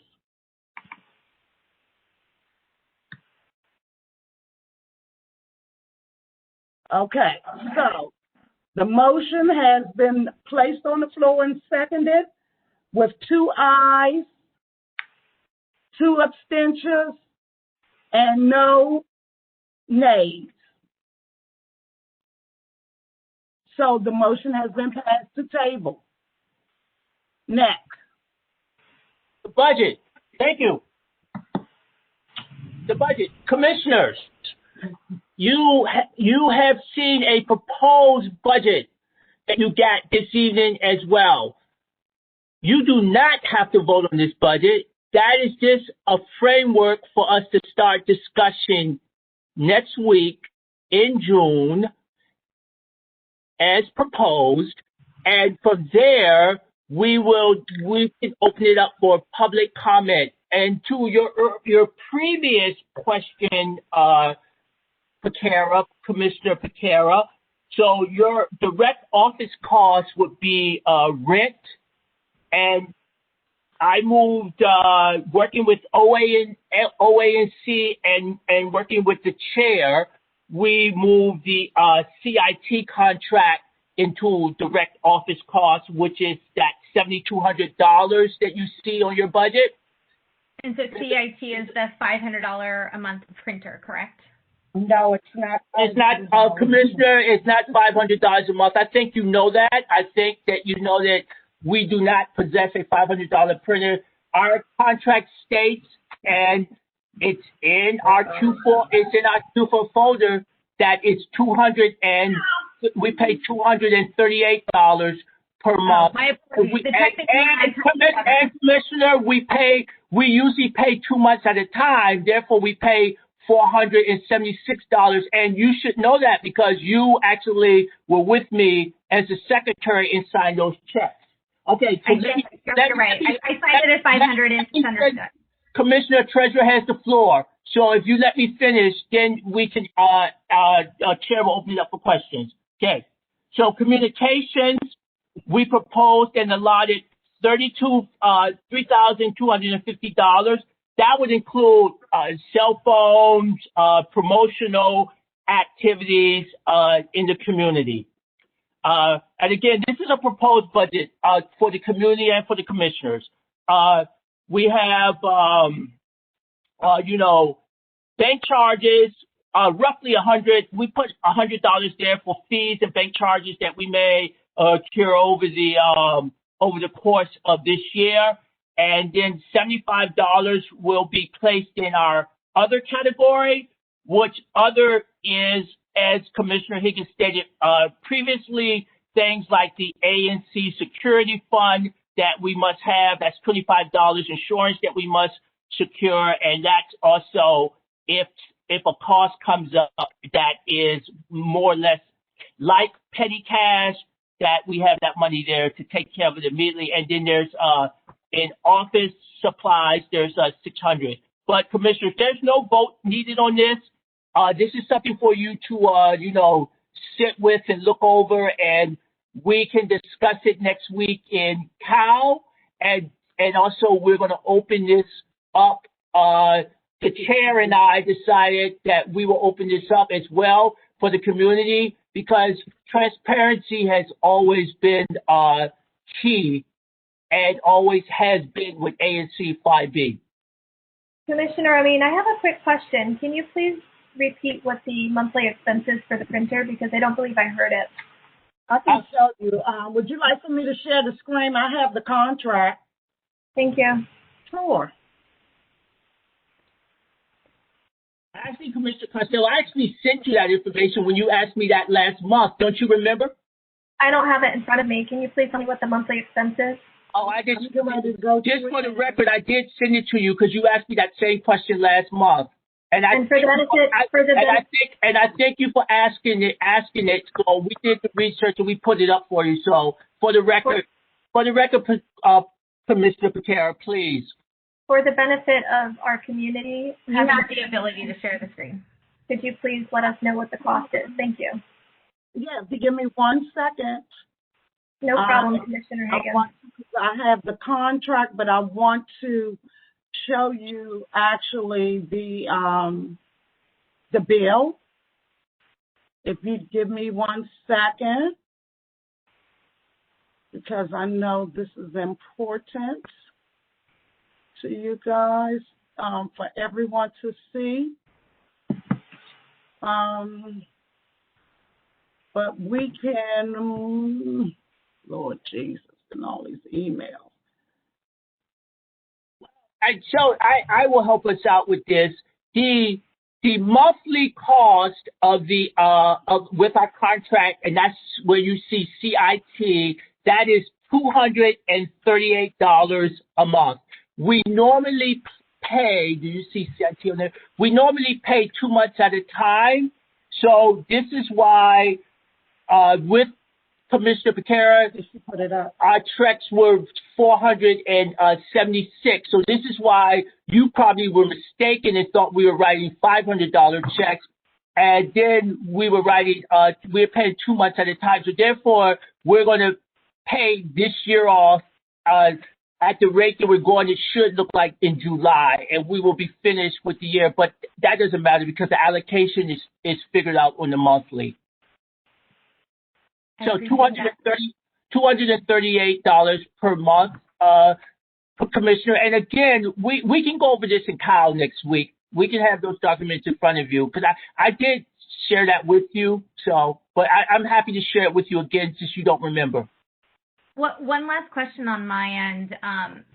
This shows $1,000 of grants that were allotted in Q1, which is before Commissioner Costello and I came on board. So are we suggesting that we are no longer giving our community grants?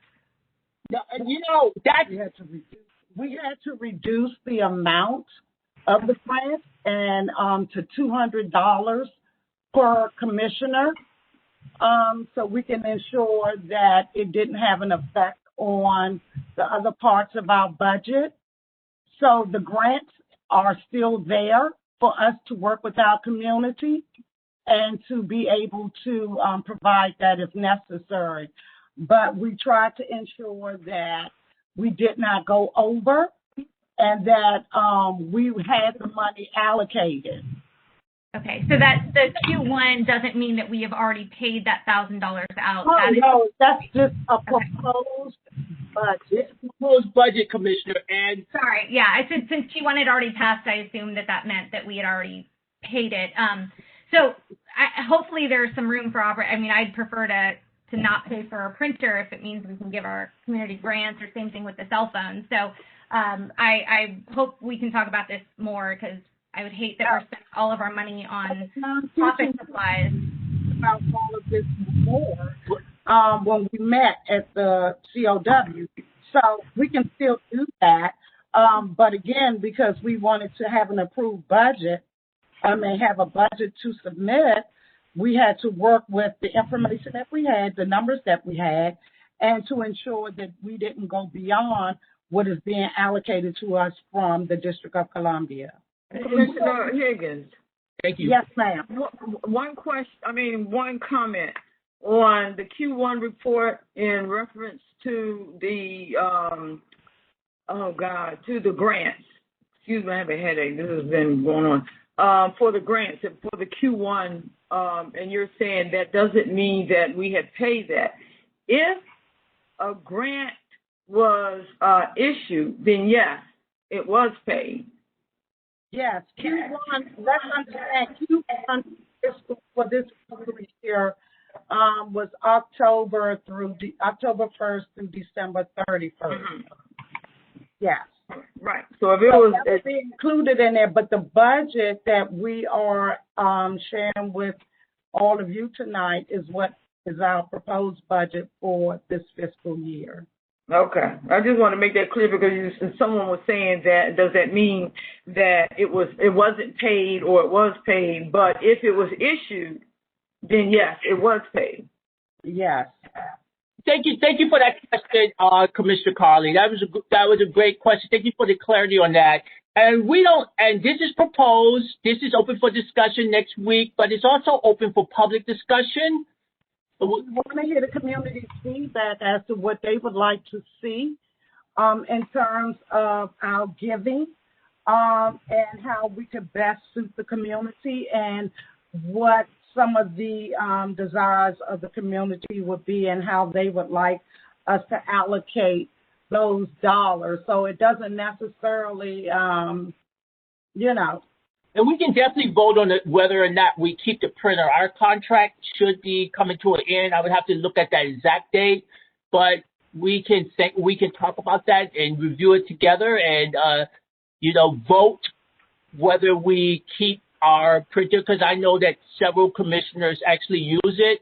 Commissioner Becerra, I know that you don't, and I know that Commissioner Costello does not use the printer. Well, she did. So Commissioner Costello didn't have access to the office until a few days ago. Commissioner, what would be our options then? What are our options? You're saying there's a possibility that we may or may not. What would be what options will we have if we do, if we don't?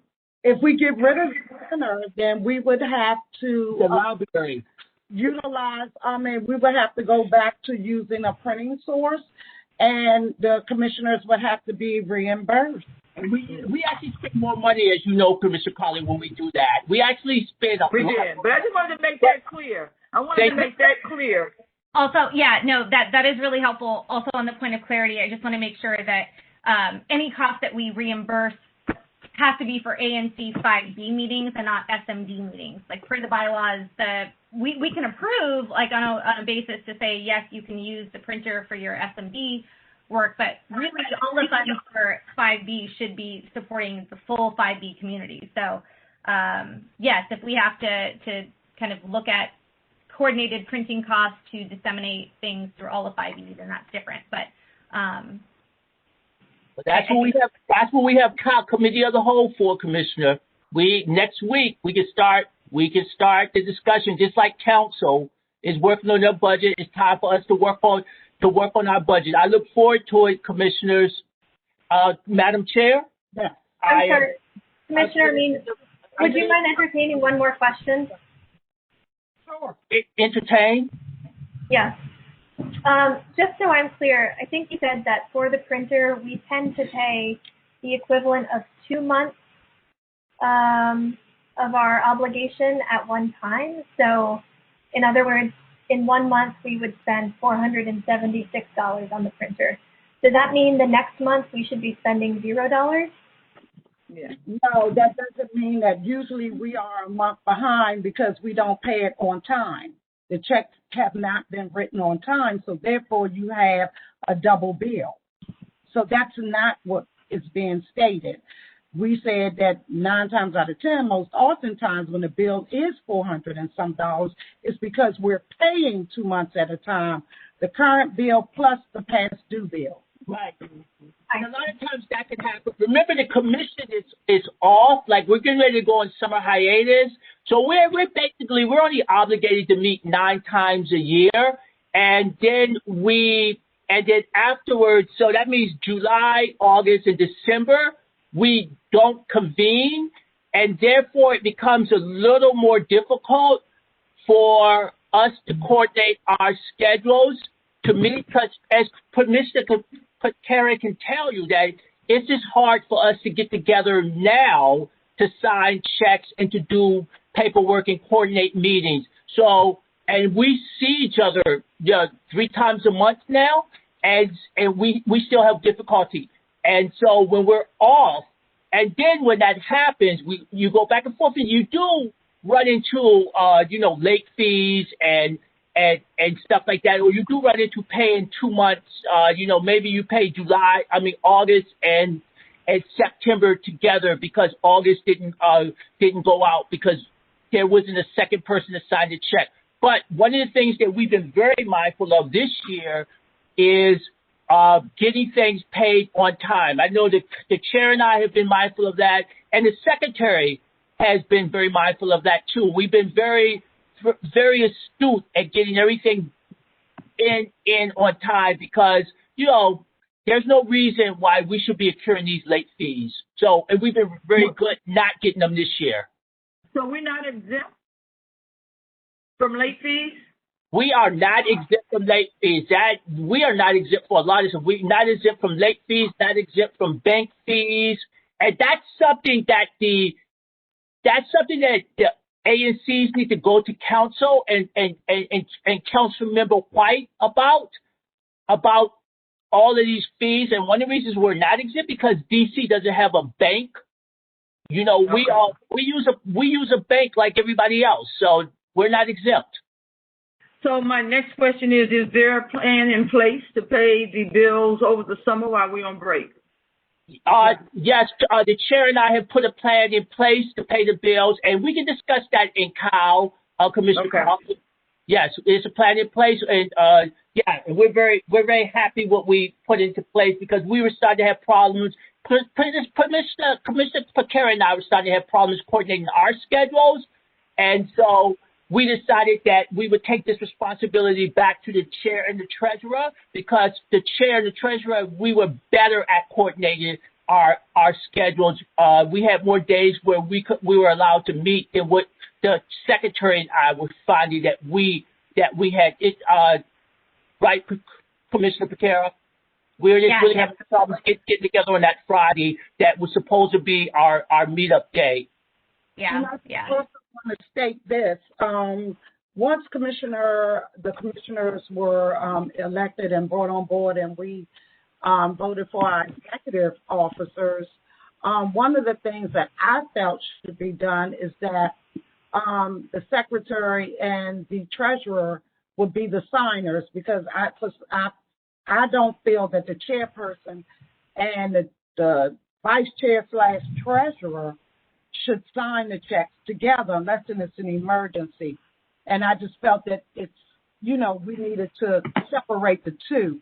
But as Commissioner Carley has stated, she has not felt comfortable because of the current status and did not want to sign checks. But Chair, even before she felt uncomfortable, which I can definitely understand because her point is valid, even before she felt uncomfortable, for the record, we were still having problems coordinating our schedule. Right. And Unfortunately, I have my 9 to 5 kind of makes it tough. Some days I can jump out on a Friday, but not consistently. So you are correct. My weekdays are definitely tougher. So I understand that, and just as the word transparency has been thrown into the conversation several times, for transparency's sake, I thought that would be the best mode to carry this out.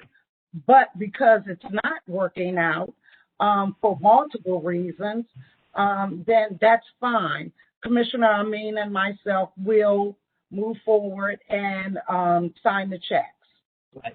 And we can discuss it at COW, Commissioner Carley. So again, Commissioner Carley, great question on the floor. Thank you. I have another question before we move on. What was our allocation per month in FY20?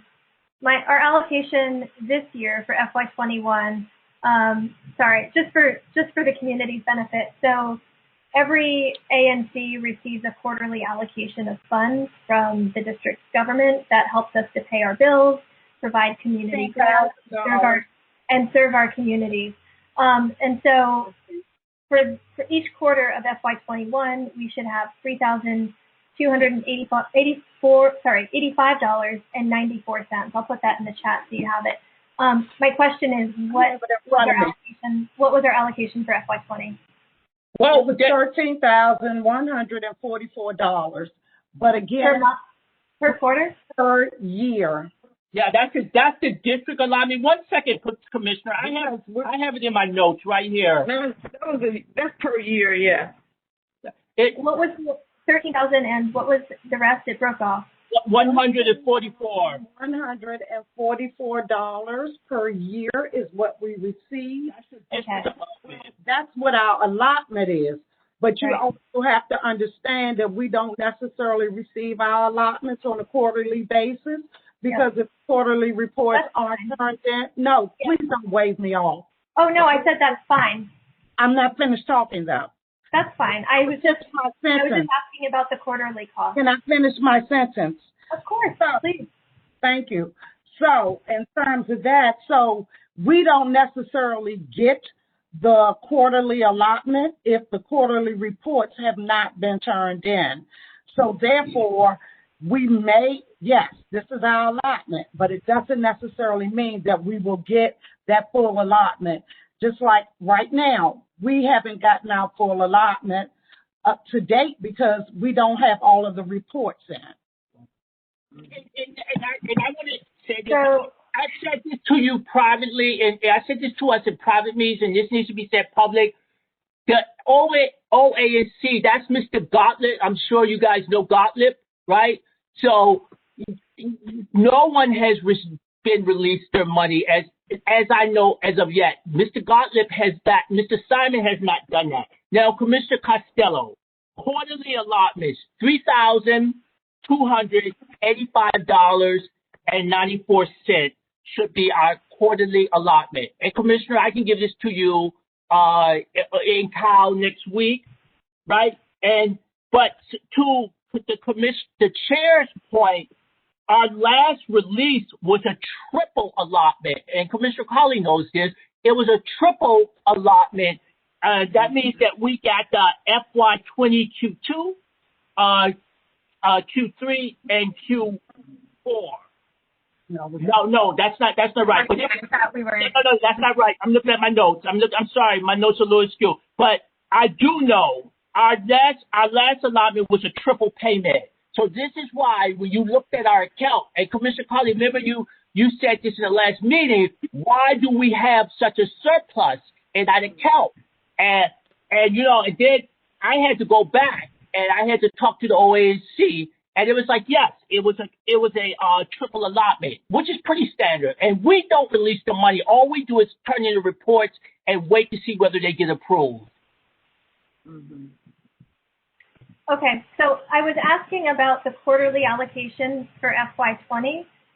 It sounds like it's the same amount last year as it is this year. So nothing has changed in our allocation, and yet we're proposing to reduce our grants by,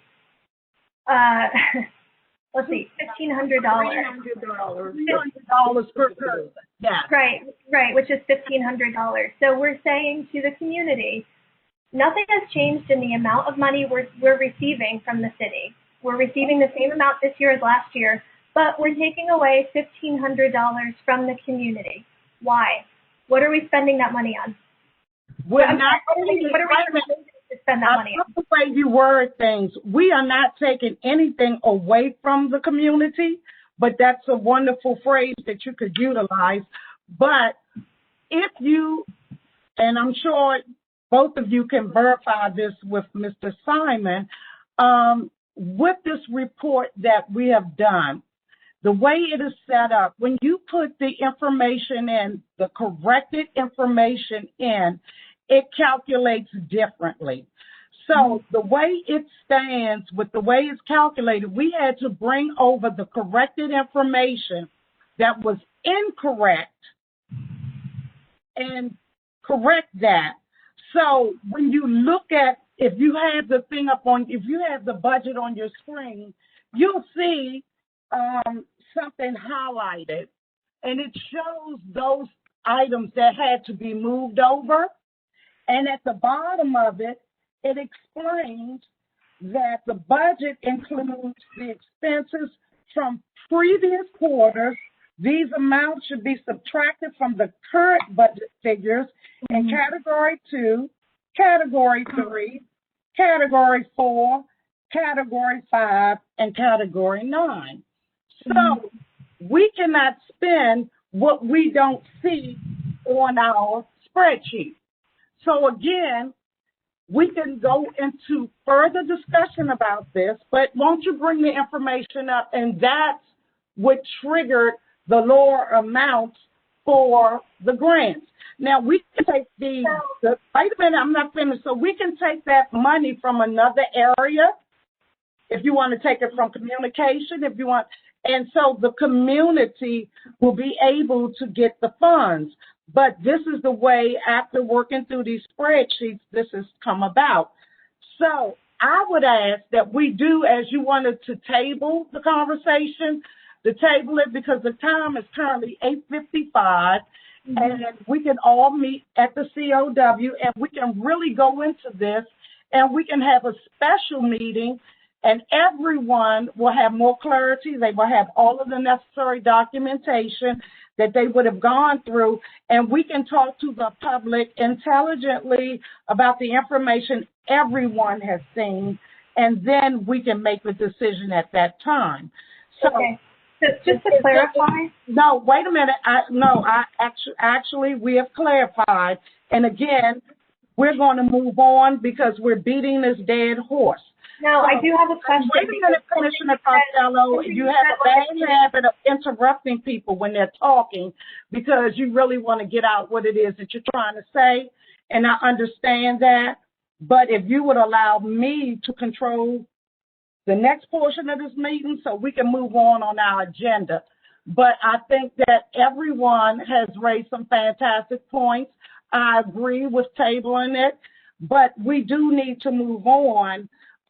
So we can talk. If we're not going to vote on this budget tonight, then we need to vote on it at a special meeting before the public so the public can hear everything in detail. But right now, this has been going on long enough. Do we have a date in mind for the special meeting? We can do it 7 days. We can vote on it in June, but we still need to have a cow. But if you do not want to wait until our June meeting to vote on this, so we can get it in, have it done, so we can receive the necessary allocation, then we can have a special meeting prior to that, so the community can weigh in as well as to how they think that the money should be spent or what they think is of concern to them and where the money should be going. I would just ask, whenever we decide to approve it, that we don't cut any more checks and make any more payments until we approve them, because the retroactive thing is... That's fine with me. Okay. Yeah. That's fine with me. I mean, everybody knows what the situation is. Everybody knows in terms of the late fees and, and all of that. And if we're all good with that, then we're all good with that. So can we move forward? We will not write any more checks. Anybody else? Can I get my check back? Oh, yes, Commissioner Carley. I want to say to you. I hope not. I hope not. That would be very trouble for our commission. But anyway, so, yes, Commissioner Carley, once we see that the information has been reconciled on the Sprint bill, you will get your check back. I just want to make sure, because that was not mentioned when you were talking, so I just want people to understand that. And I appreciate the fact that all of you gave me the opportunity to do my due diligence and to actually get down to the bottom of what happened with the cell phone. We had different reasons for doing it, but yeah. Right. So anyway, so we're going to move forward. We're going to table the budget. do we want to go forward so we can place a motion on the floor? I'm placing a motion on the floor to continue with the Q4 FY20 vote. We're going to table that, and we're going to save that until our special meeting, which will give us a parliamentary inquiry. Point of parliamentary inquiry. This is a privileged question. It takes precedence over any motions. The parliamentary inquiry is as follows. When we are finished with our discussion, I'm happy to move to a motion, but I was in the middle of trying to ask a question and was not allowed to continue my question. I did have the floor. The question was, is OANC telling us, is that who's telling us that we need to reduce our grants for FY21? We needed to reduce line items so we wouldn't go over. I didn't say Office of ANC said, see, we have to pay attention. I did not say the Office of ANC said that we had to reduce our grant line item. First of all, grants are not necessarily a part of the ANC budget. That is a privilege for us, for our community. They did not ask.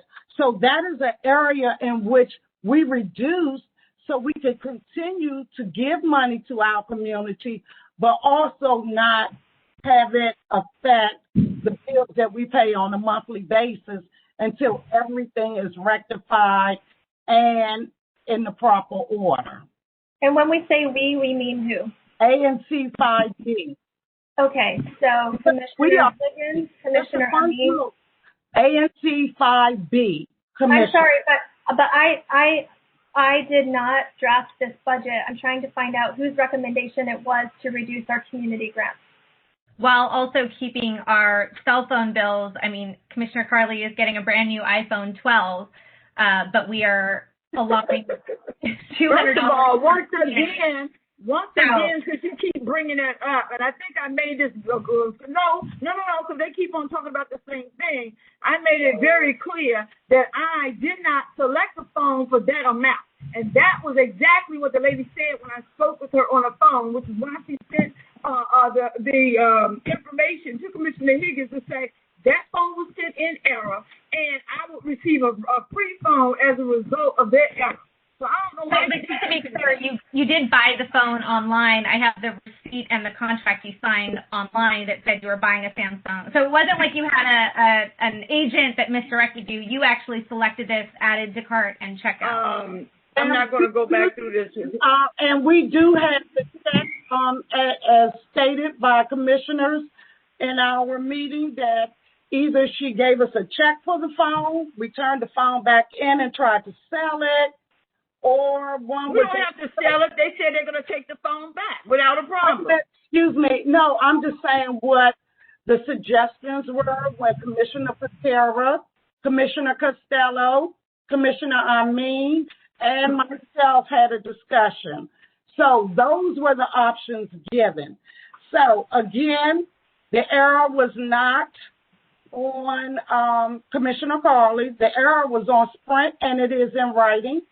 So again, I don't know what else you want me to say in reference to this, other than it may be some stuff that you guys just want to get off your chest. But can we move forward in reference to my motion to table the budget? One question. I believe my question about the budget. Just one question about the grant, Commissioner Higgins. So yeah, my question is still pending. I'm sorry, so basically, what I wanted to ask is about the grant. So are you saying that the budget is based on what we have in the bank and not based on projected funds? So we cannot base a budget on projected funds? We're not basing the budget on the projected funds. We're basing it on the spreadsheet, and it's showing that we currently have, as everybody sees, $319 based on what we have having the budget, having the grants at $1,000. And if you notice, if we add on to put the $2,500, which is $1,500 additional dollars, That will put us in a deficit posture according to the spreadsheet of $1,181. So again, could you let me please finish my sentence? So I'm still waiting on an answer to my question. Okay, fine. So what we're going to do is, when we have our COW, we can decide what's important to us and what it is that we would like to see. If you don't want a printer, we want to cancel it and pay the cancellation fee. If it's not up for cancellation, that's fine. We all 5 of us need to agree on that and then bring it before the public. So that's why we have this document. Take a look at it. We can talk about it, go through it with a fine-tooth comb, and make the decision. If you feel that grants are more important than a printer, if you feel grants are more important than the office rent, if you feel the grants are more important than any line item we have on there, that you would like to take them. In the interest of time, So what's your question, Commissioner Costello? In the interest of time, I'm going to try and answer my own question, and you can tell me if it's incorrect. Commissioner Amin, prepared Commissioner, I'm trying to. Thank you. Commissioner Amin, you prepared the budget. I'm going to assume that it's your proposal that we reduce our grants to the community. That's all. Thank you. Thank you. So can we continue? We're placing a motion on the floor to table the voting. Do we have to vote on the? No, we don't need to vote on a budget. We never need to vote on the budget. Proposed budget. We can discuss it. And Cal, and I'm sure Commissioner Costello and Commissioner Parker will verify that information with the Office of ANC. Please do so, Commissioner Parker, as our secretary. Would you do that and verify that information? I would really appreciate it. Thank you. Okay, so now we're going to continue with our agenda. We have 23 people on the line that have been very patient to listen to all that we are doing this evening in terms of our business. So at this time, we're going to go down to our committee updates. Commissioner Carley. Yes. 501, Commissioner Carley for the Development Committee. Yeah, this all to put some hairs on the back of people's necks. The City Council voted and approved the comprehensive plan last week. So the Development and Land Use Committee wants to host a virtual meeting to explain the comprehensive plan and how it affects ANC 5B. So we would like to get an invite to the CAL meeting in hopes that we can give a brief, and I mean very brief, presentation on what we plan to discuss at our virtual meeting when we host. Commissioner Carley, can you tell us when is the last time the Development Committee met? Because I don't think we've been made aware of any of these meetings. Last week. Oh, okay. Was that made public? It was a meeting. It was not. No, it wasn't. Okay, so it wasn't an official committee meeting because all of our committee meetings have to be noticed the same way all of our it's a public meeting. So just make sure that we are being as transparent as we can be and are legally required to be. So all committee meetings, just for verification, all committee meetings have to be publicly noticed 7 days in advance, just as our full committee meetings are. So nothing that happens in those meetings are binding. Any more questions? One of the suggestions I had made to Commissioner Carley, and thank you for that, Commissioner Parker, was that prior to them meeting with anyone, that they let us know what was going on. So that was the reasoning that I had suggested to Commissioner Carley to come before the COW to present whatever it is that they were trying to do to us first. And then once they meet amongst their full group of committee members, and prior to them going to the public. But because that's one of the points of contention, and one of the things that we had discussed before was not being informed and knowing what was going on. And so this way, we're getting the information first, and it's not the committee, it's one person, and Commissioner Carley, that will be meeting with the COW, meeting with us at our COW to have the discussion prior to them having the meeting. No, I appreciate that. It's just, as a reminder, though, the meeting itself has to be public as well as, like, has the recording and everything else. So yes, ma'am. Yeah, we got it. And that's why it's being processed this way. Because this is something that we had already talked about before. So, and I appreciate the fact that Commissioner Carley has, decided to bring this and move along with the process that we put in place. So thank you for that. Are we going to be able to get minutes or a recording from the last week's meeting? No. So it's not going to be made public? No, I was not planning on taking any questions. I just want to give you an update. So when we have the CAL meeting, you have any questions, we can do that then. So it wasn't an official development committee meeting. Okay, thank you. Okay, any other last words? Okay. No, I did. So do we have an invite or not for the CAL meeting? Yes, you do. Thank you. Commissioner Costello, I don't know if you and Commissioner Parker would like to do this jointly for the meeting. I know you had did something else jointly, or are we just doing one transportation committee meeting? Do you have a committee report as well, Commissioner Parker, or just Commissioner Costello for transportation? No, Commissioner Costello does not have a transportation committee report. Oh, okay.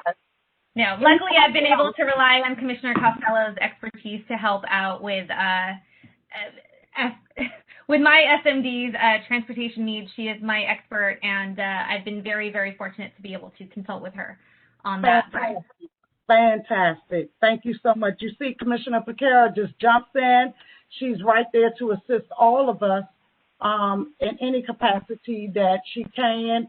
She has always been there to ask that, hey, is there something I can do? Well, she does just jump in for sure. Yeah, so, I really appreciate it. And thank you for all your help, and we appreciate it. All right, so if there are no other committee meeting updates, we're going to move to the ANC votes and resolution. And I guess the first one is mine. Does everyone have the resolution in regard to, and I apologize to everyone, my information was not placed on the agenda with the street number, but it is a BZA case, and it is BZA application number 20510. The application of Ms. Hazelwood for 4126 14th Street Northeast. And she's asking for a special exemption relief due to constructing a two-story rear addition with a basement to an existing detached two-story basement principal dwelling, which is in the R2 zone. So I had a meeting back in March 30th, 2021, which I had Ms. Hazelwood come on and address the community in reference to the work that she wanted to have conducted. During that meeting, I had two individuals that asked questions, but at that particular meeting, there were no objections to the work that Ms. Wood wanted to have done. Because I had not heard from the community as robustly as I thought I should have, I actually went out and started taking notices to those homeowners that live directly on the block with Ms. Wood, as well as, or Ms. Wood's family home, as well as directly behind her, the neighbor that the property extension would most directly affect.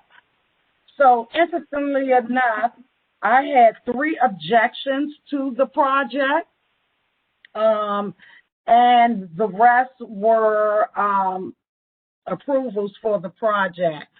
The 2 people that were most closely directly affected to the property, which is directly behind her, the young lady stated that she did not have any objection, and that the homeowner, Hazelwood, had already talked to the neighbors and was good with it. So I want to go ahead and place that motion on the floor. Again, I did have 3 people out of all of the information that I received that were objecting, and 2 of those people, one was the neighbor on the opposite side of the person most directly affected, and the other was 2 doors down from Miss Wood. Commissioner Carley, do you have that resolution that you can put up on the screen for the community? I do. Rejections, 200 footers, Commissioner? Huh? Are your objections your 200 footers, or they're beyond your 200 feet? No, 2 of the objectors are 200 footers. There are actually 2, 4, 6, 8 houses on that block between Taylor and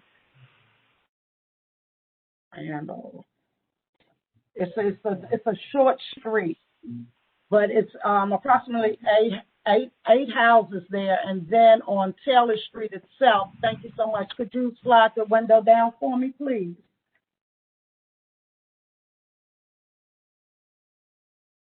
Thank you very much.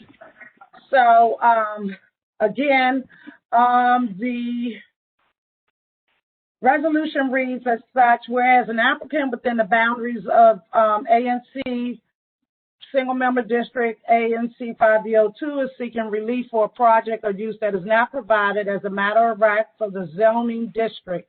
The application was filed on April 14th, 2021 through the Interactive Zoning Information System. Whereas on Wednesday, March 30th, 2021, ANC 5B held a single member district meeting in which Hazelwood, owner of 4126 14th Street Northeast, DC 20017, presented with no objection from the community for zoning relief to construct a 2-story rear addition with basement to an existing detached 2 stories with basement principal dwelling unit. ANC 5B02 left notices for neighbors on the block to sign to object or not object. Most directly affected homeowner concurred with the project. The aspects of the proposed project that falls outside the current zoning regulation is the lot occupancy requirements of Subtitle D 304.1 pursuant to Subtitle D 5201 and Subtitle X 90.2. Whereas ANC 5B02 is requesting that relief be given to Hazelwood, 4126 14th Street Northeast.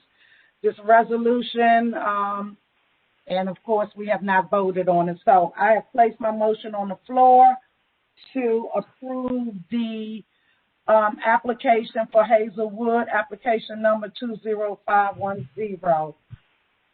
Second. The motion has been placed on the floor and seconded. Call for the vote. All those in favor of approving the resolution, say aye. Aye. Aye. Those opposed, say nay. Any abstentions? Okay, the ayes have it by the vote of 3 in favor, 0 opposed, and 0 abstentions. The next item on the agenda is the resolution for Commissioner Carley, 17th Street, 5B03 speed hump resolution. Commissioner Carley, you have the floor, ma'am. Yes, I will not read the entire resolution. It is up on the website and linked to the agenda.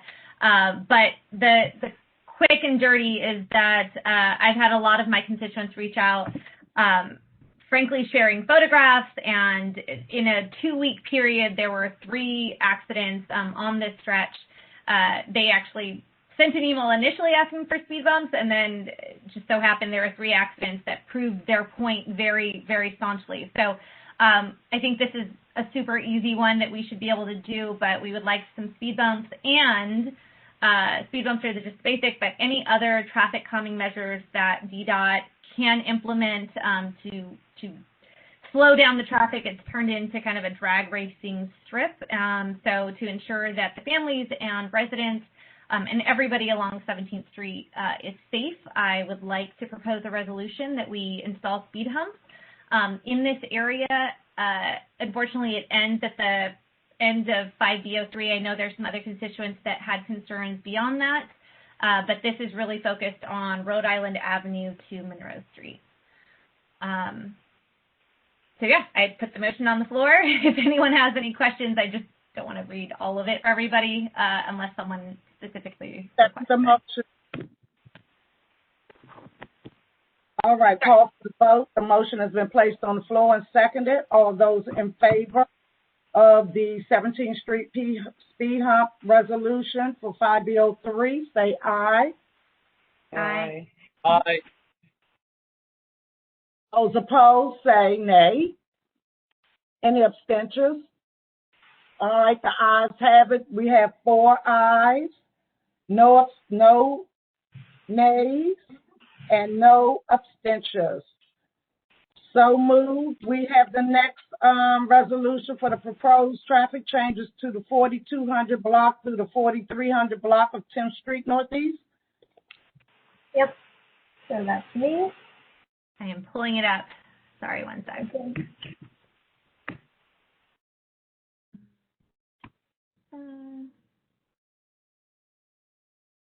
Okay, let me share my screen.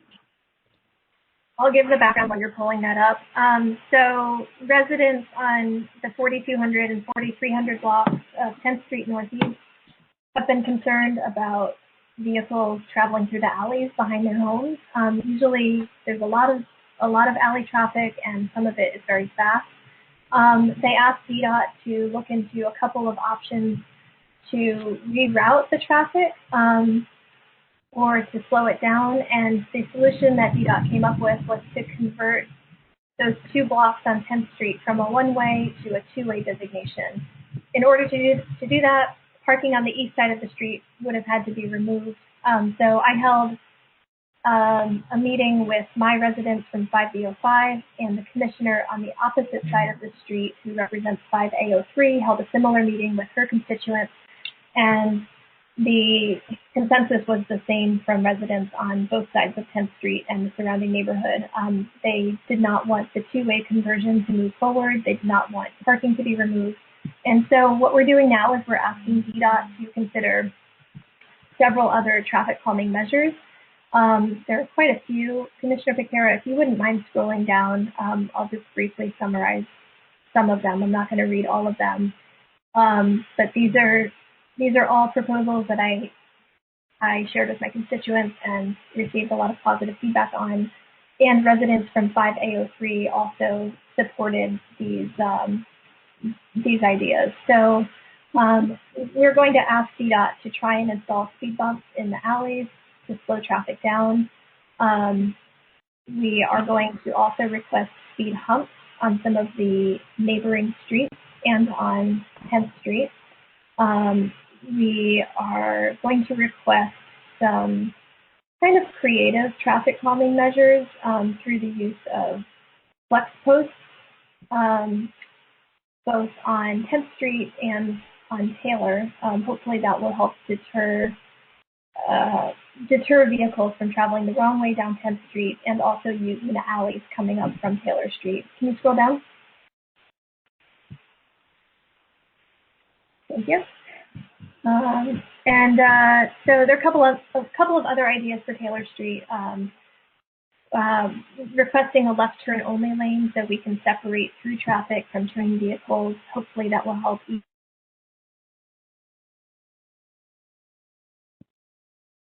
Commissioner Costello, for some reason you've been muted. Who did that?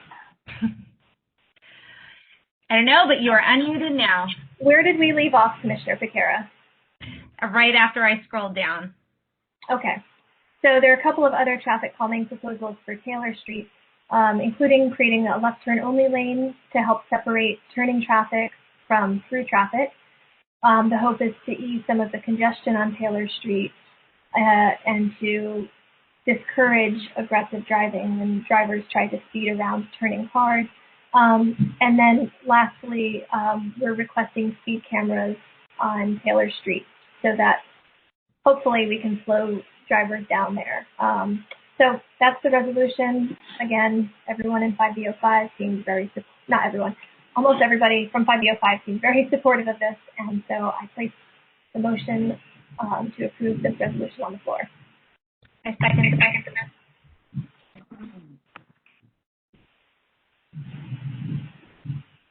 Motion's been placed on the floor. Is there a second? I second it.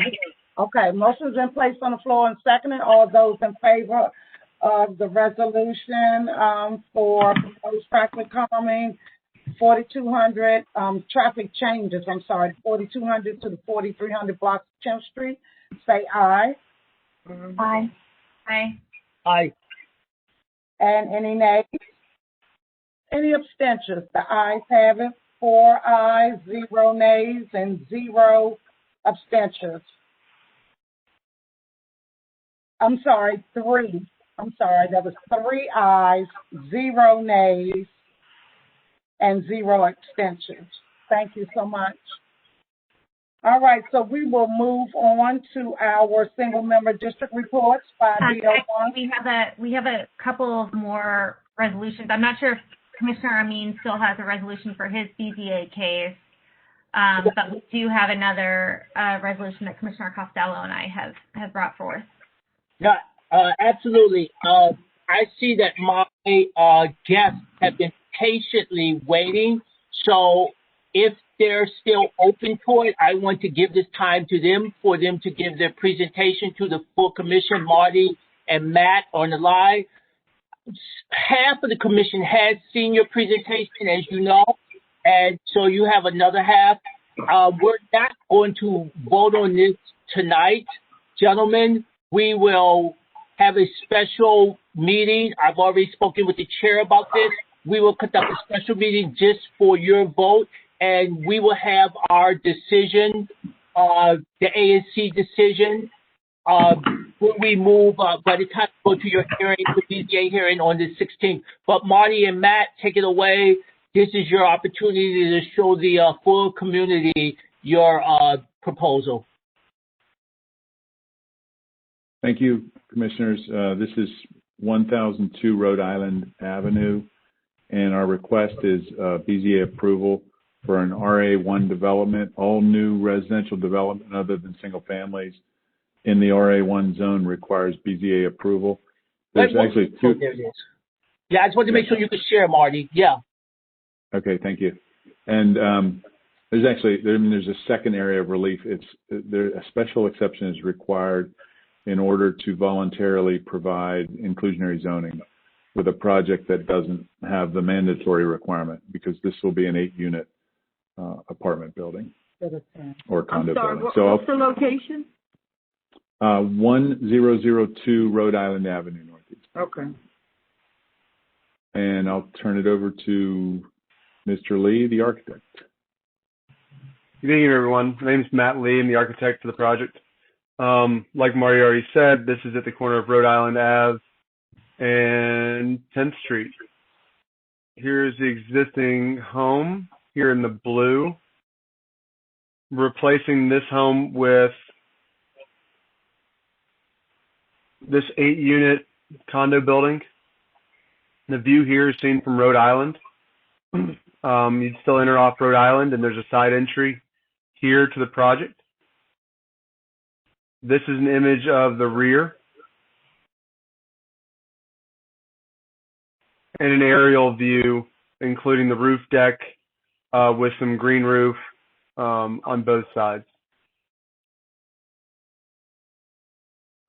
Each unit is a 2-bedroom unit. I can kind of pull that up and answer questions as we go along. but it is at eight unit, each unit being 2 bedroom, 2 bath, and they're all very similar units. During our presentations with the ANC, we were asked about parking, and this is the site plan for the project, Rhode Island Ave, seen down here at the bottom of the page. In the rear, we have 2 compact spaces, a standard space, and an ADA space, a walk aisle, trash cans, and then that is all screened off by garage doors.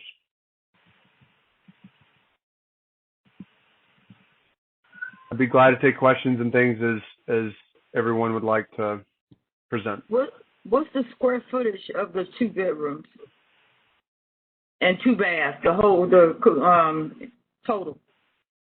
Sure.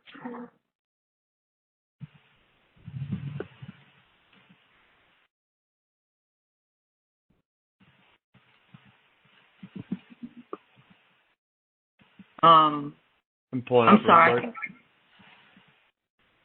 What's the square footage of total of on one apartment? A little under 800 square feet. 775.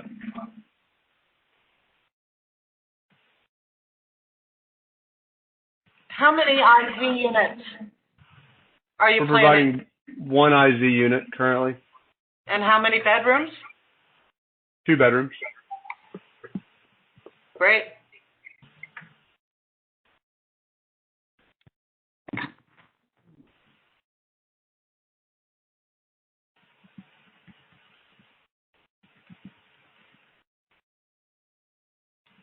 So what do you project the rental cost?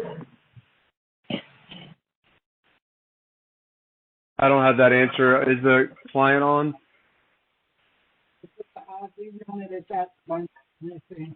This is David Lee. This is not a rental. This is an IZ purchase unit. This is a Oh. condo. How much will they go run for? I'm sorry? How much do you think that they would hit the market for? I don't know what we have numbers for exactly for that unit, but So to the covenant that you, if you have an inclusionary zoning units, which go through the Department of Housing and Community Development, has the MFI been established? Is it going to be 50, 60, or 80%? Because those are the 3 MFI areas that inclusionary zoning units are listed. Because I know with ADUs, the affordability level is different. It goes from 30% to 120%. So with IZs, it could only be 50, 60, or 80. Has that been determined, and has that contract been put into play with the Department of Housing and Community Development? no, it hasn't, because we're trying to get through the zoning first, but it is the 80% MFI.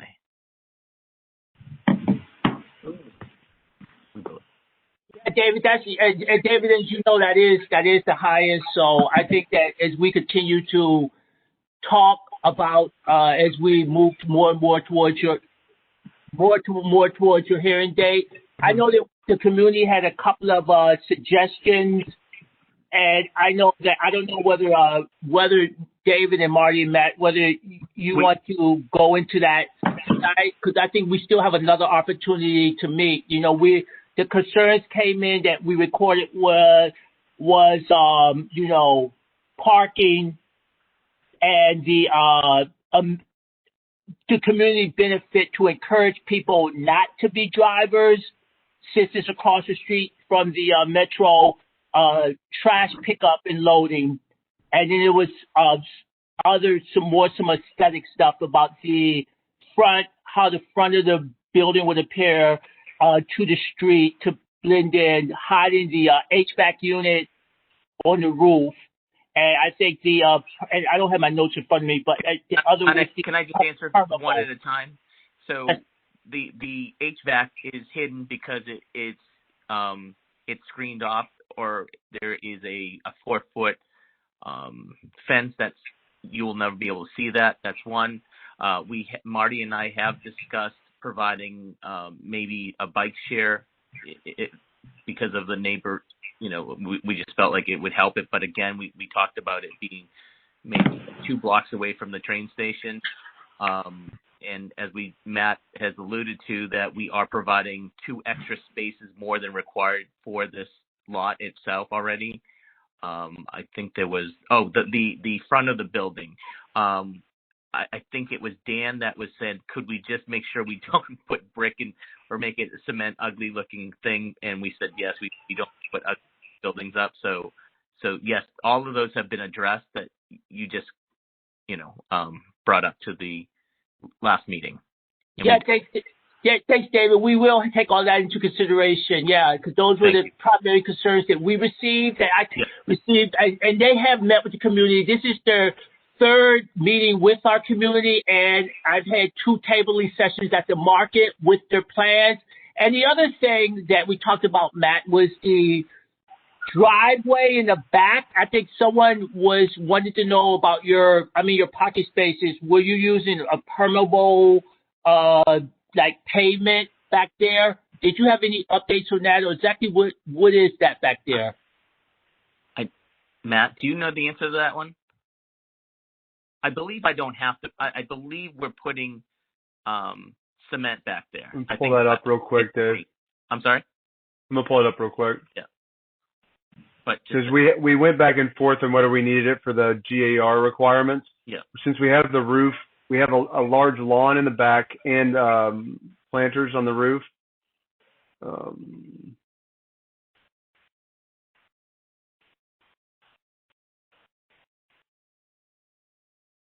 But we are meeting the code. Right. Yes. Okay. We're not asking for any exceptions at all. Give me just a second, Ron. I'll pull it up. You can keep going. Yeah, Matt. Yeah, so I think that, and again, gentlemen, I don't have all of my community notes in front of me because, again, I'm not in my space.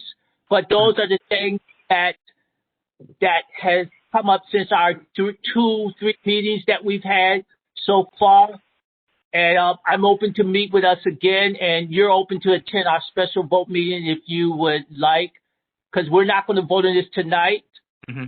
I'm going to prepare this to take in front of our full body. The chair has agreed to allow me to convene a special meeting on this your case, and if I get a quorum, we will take the vote there, and it will be at least 7 days, as I told Marty, before you go to your hearing. Rod, just to throw it in real quick, we are providing permeable paving back there. Oh, great. Yeah, thank you, Matt. I know that was a question where, Brooklyn is a very environmentally aware, and we try to maintain. I'm sorry, Rob. We had permeable paving and we didn't need it. We did remove it. It's asphalt back there because we have the lawn. We have the lawn. I'm sorry for that clarification. We have the lawn back here, and we have the drainage and stormwater vaults back here. So we're not providing the permeable here, but we have more than enough to capture all the stormwater on site that's required. All right. Well, thank that update, Matt. Any questions that we want to take? More questions? Anything else from the community or from my fellow commissioners before we move on? This is Eli from the community. I just have a quick question. Is this Eli on 9th Street? It is. You got it. Hi, Eli. Hi. I'm very excited about this project. I guess my question is there a reason this project couldn't be bigger? I think there's a single-family residence there now. You're proposing 8 units. Is there a reason you couldn't provide 12 units or more? I love that question, Eli. Yeah. The actual permitted density in the RA1 zone is really low. It's actually lower than any other zone. It's 0.9. It's a 1.08 with the IZ bonus. and limited to 3 stories, 40 feet in height, and a 40% lot occupancy. So it's actually, the density is as low as what the most restrictive single family zone would be for the massing. So that limits the size. And then other than that, you want to fit in what you think is the size unit that's going to appeal to that market. And so that would dictate the number of units within that particular density. Yeah, but if this was RA2, the next zone up, it would have twice the density that this one has. Okay, and just to clarify, this property, this parcel is on Rhode Island Avenue, right? Correct. This is a major transit corridor. Does anyone, I guess, from the ANC have any insights into why this project and larger projects wouldn't be allowed by right on this corridor? Eli, you have to take that up with zoning.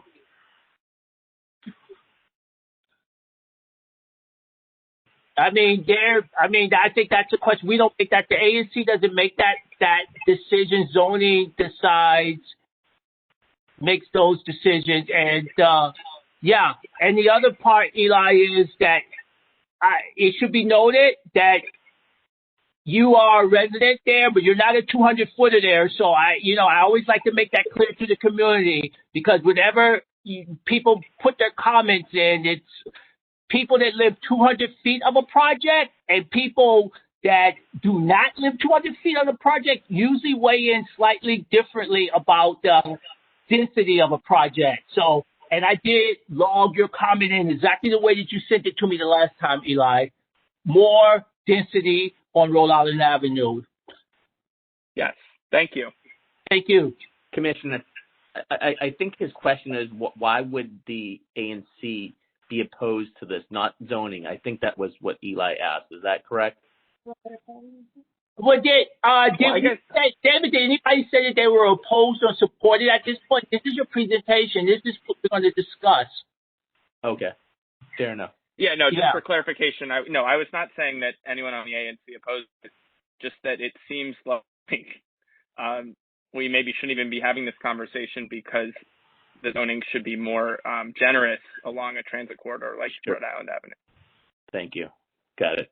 Well, David, I have to honestly say, Eli has been your biggest cheerleader in this district. He's called the back for you several times on this, so that should be noted.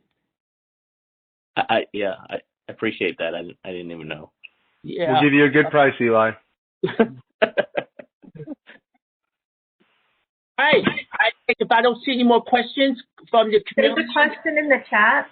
Oh, thank you. I cannot see Commissioner Chair Higgins' chat. It says, is there a reason you aren't voting tonight on this? Yes, there is a reason tonight that I am not voting on this. I am still taking community input on this. The hearing date is not into June, so we still have time on it.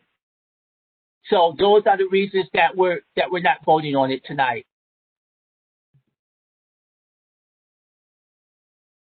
The hearing date has been pushed back already, and right now we have a June hearing date. And I don't think that David and the people that he pays want it pushed back again. But again, the ANC doesn't have any control over that.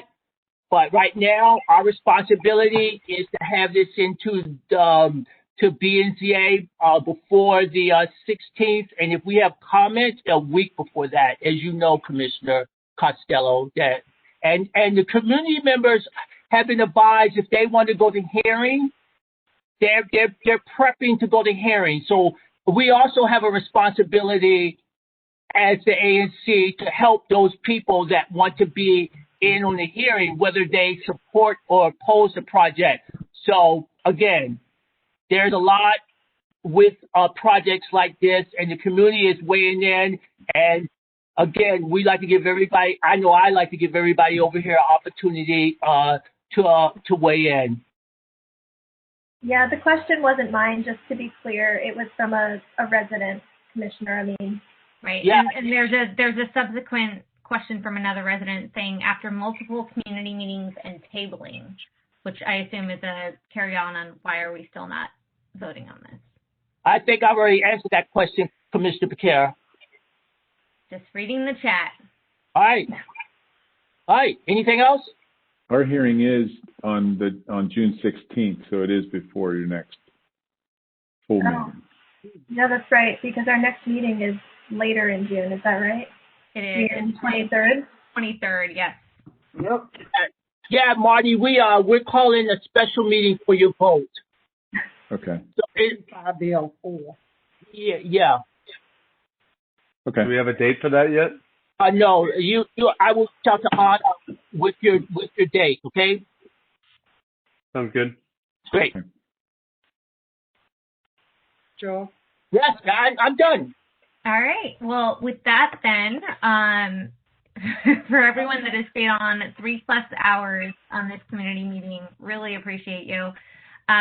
So Commissioner Costello and I would like to introduce a resolution that we think is pretty simple, but we would like to ask DDOT to really prioritize safe streets in ANC 5B. So as so many of you know, the Vision Zero initiative that is really focused in DC about eliminating road deaths by 2024, we are so far off from where we should be for that. And we actually have the benefit in Brooklyn of having DDOT having completed not just one, but 2 traffic studies that impact our community. And so we are asking, some of those recommendations from those studies have been implemented, but not nearly enough. I'd say maybe a quarter as looking through them.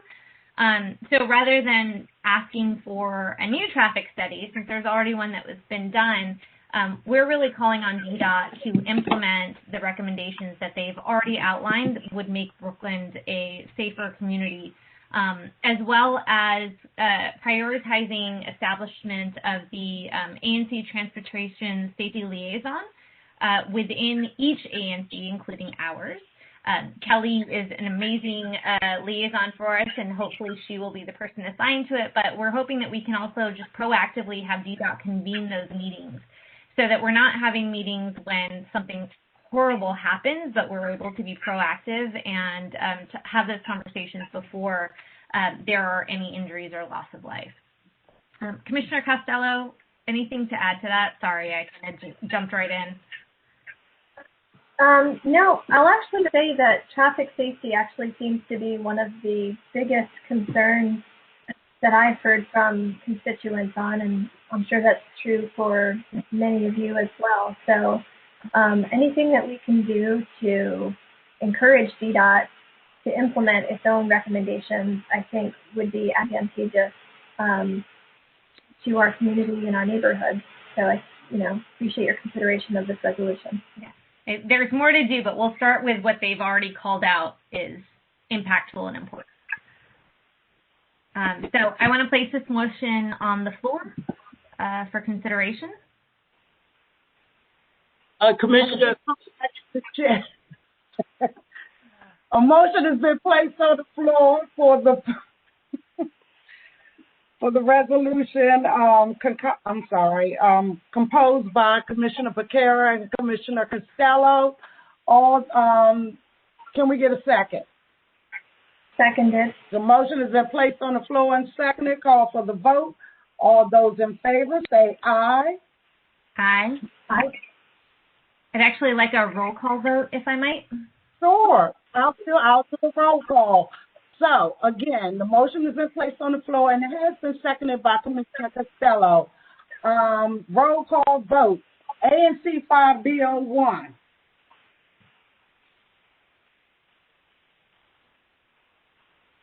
ANC 5B03. I'm sorry, did you hear me? No, we couldn't hear you. I'm sorry. I said support.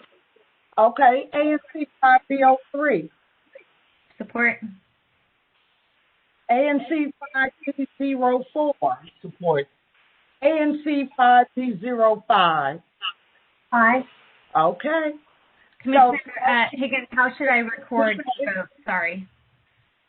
No, you can. go ahead. I was going to say, how should I, for the minutes, how should I record your vote? I'll get ready to give my 5B02 says aye, and the ayes have it. 5 in favor, 0 nays, and 0 abstentions. So moved. Thank you. You're quite welcome. Any other resolutions that need to go before the community this evening? All right, so we're going to move on. 5B01 for your single member district report. Commissioner Carley, you're muted if you're trying to report out. Thank you. Sorry about that. Visa 20389, 1915 Shepherd Street Northeast, rescheduled until June 9th. Please join me for the hearing by signing up to testify. Go to dcoz.dc.gov. Thank you. 5B02, as I stated previously in reference to the brazen robbery at Wings to Go, and as you all heard, MPD talk about what had taken place, and there's a bolo out, so we're waiting to hear more about that. Also, ANC 5B02 has been working with neighbors in order to come up with a neighborhood group to actually, I guess we can call them on chats, but just like a neighborhood watch. I have talked to individuals on 2 main blocks, and so I will continue to do that. We just started last week, so we can actually have eyes and ears open and some kind of formal group together to help us to be able to keep our community safe. 5B03. Thank you, everyone. As I mentioned earlier, after MPD's read out, we are going to have community meeting tomorrow for the folks that live right behind the Brentwood Triangle. And then subsequently, I'm not sure Commissioner Amin is there. We are supposed to have a joint meeting. We're still nailing down dates, but we understand that the violence at the Brentwood Triangle is of importance to everybody, and so we are definitely going to bring everyone together to have a larger community discussion. We just really want to get MPD, AG, and potentially DEA together tomorrow just to really focus on what concrete actions we can take, and then hopefully we'll be able to read out to everyone else a week from then. That is the big stuff on our end. Trying to think if there's anything else. Nope, I think that's the big stuff on our community at the moment. I'm working with some other, there's going to be follow-up on some stop signs for 14th and Hamlin and others that constituents have reached out on, but that is more long-term things. All right, 5B04. No updates from 5B04.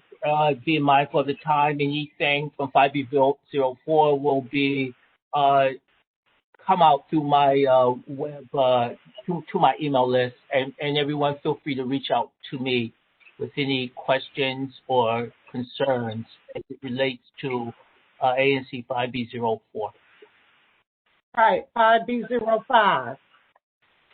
No updates, and thank you to those who are still participating in this meeting for sticking with us for this long. I'm sorry for how long it's taken us to get to this point.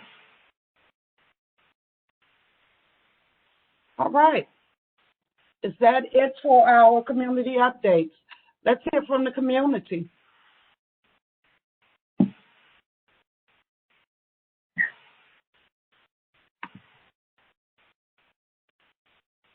All right. Commissioner Higgins, this is your Ward 5 liaison. Can I give a quick announcement? Ms. Butler, yes, ma'am, you can. And you have the floor. All right. Thank you guys so much for inviting me, and thank you for allowing me to be at the meeting tonight. I apologize for my tardiness. It's been a crazy week. Just quick announcement, Mayor Bowser will be giving her budget for fiscal year 2022 tomorrow at 11 a.m. Please tune in. It's going to be on channel 16. I believe she's also going to send it through her live Twitter feed, and I believe it will be on her Facebook feed as well. But if it's not on social media, it definitely will be on channel 16. That I do know of. In terms of what's in her budget, she's keeping that close to the vest, so you guys will have to tune in tomorrow morning because I don't have any details, but it will be at 11 a.m. tomorrow. The second announcement that I wanted to make to the community is that Stay DC application is still open and still available. If there are any neighbors or constituents out there that are behind on their rent, please go ahead and fill out the Stay DC application and submit it as soon as possible. That program will pay up to 12 months of back rent and 3 months of future rent. So that is a total of 15 months of rent that could potentially be paid up for anybody who is affected by the pandemic and is behind on their rent. And if you go to stay.dc.gov, you can find more information, and you can download the paper application and mail it in if you're not comfortable with submitting the application online. The last announcement that I wanted to make was the emergency broadband benefit has come out. The mayor is supporting this initiative. It is brought to you by the FCC. And what this initiative does is it provides money to low-income residents in the district who need high-speed internet access. And it will provide you, if you qualify, with a subsidy that could cover up to $100 towards your internet bill. You can access this application and more information at www.fcc.gov/broadbandbenefit. Does anybody have any questions for the mayor's office? All right, thank you, commissioners. I'm going to put myself on mute. Thank you. Thank you so much. Thank you, Ms. Butler. See you tomorrow. Anyone else? Anyone else? All right, well, that concludes our meeting for this evening. And I just want to thank all of the commissioners for the hard work you do, all of the input that you provide to the body, all of the information that you provide to keep us up and running and to keep us on target. It is truly appreciated. But the due diligence that all of you have just really shown, and just how important it is and how important that you take the positions that you handle, the positions that you've been placed in, to heart. And that really makes a difference. And our two new commissioners, Commissioner Carley and Commissioner Costello, they have truly hit the ground running. And I always say that at every meeting because truly it has been trial by fire. So I thank the both of you for all that you do, all that you will continue to do from this point forward, because we know that all of us have something wonderful in store for the community. So I thank you all. I appreciate you. God bless you. And everyone, please have a fantastic evening. And our meeting is adjourned. Thank you. Have a pleasant evening. Good night. Good night. Good evening, everyone. Good night, I should say.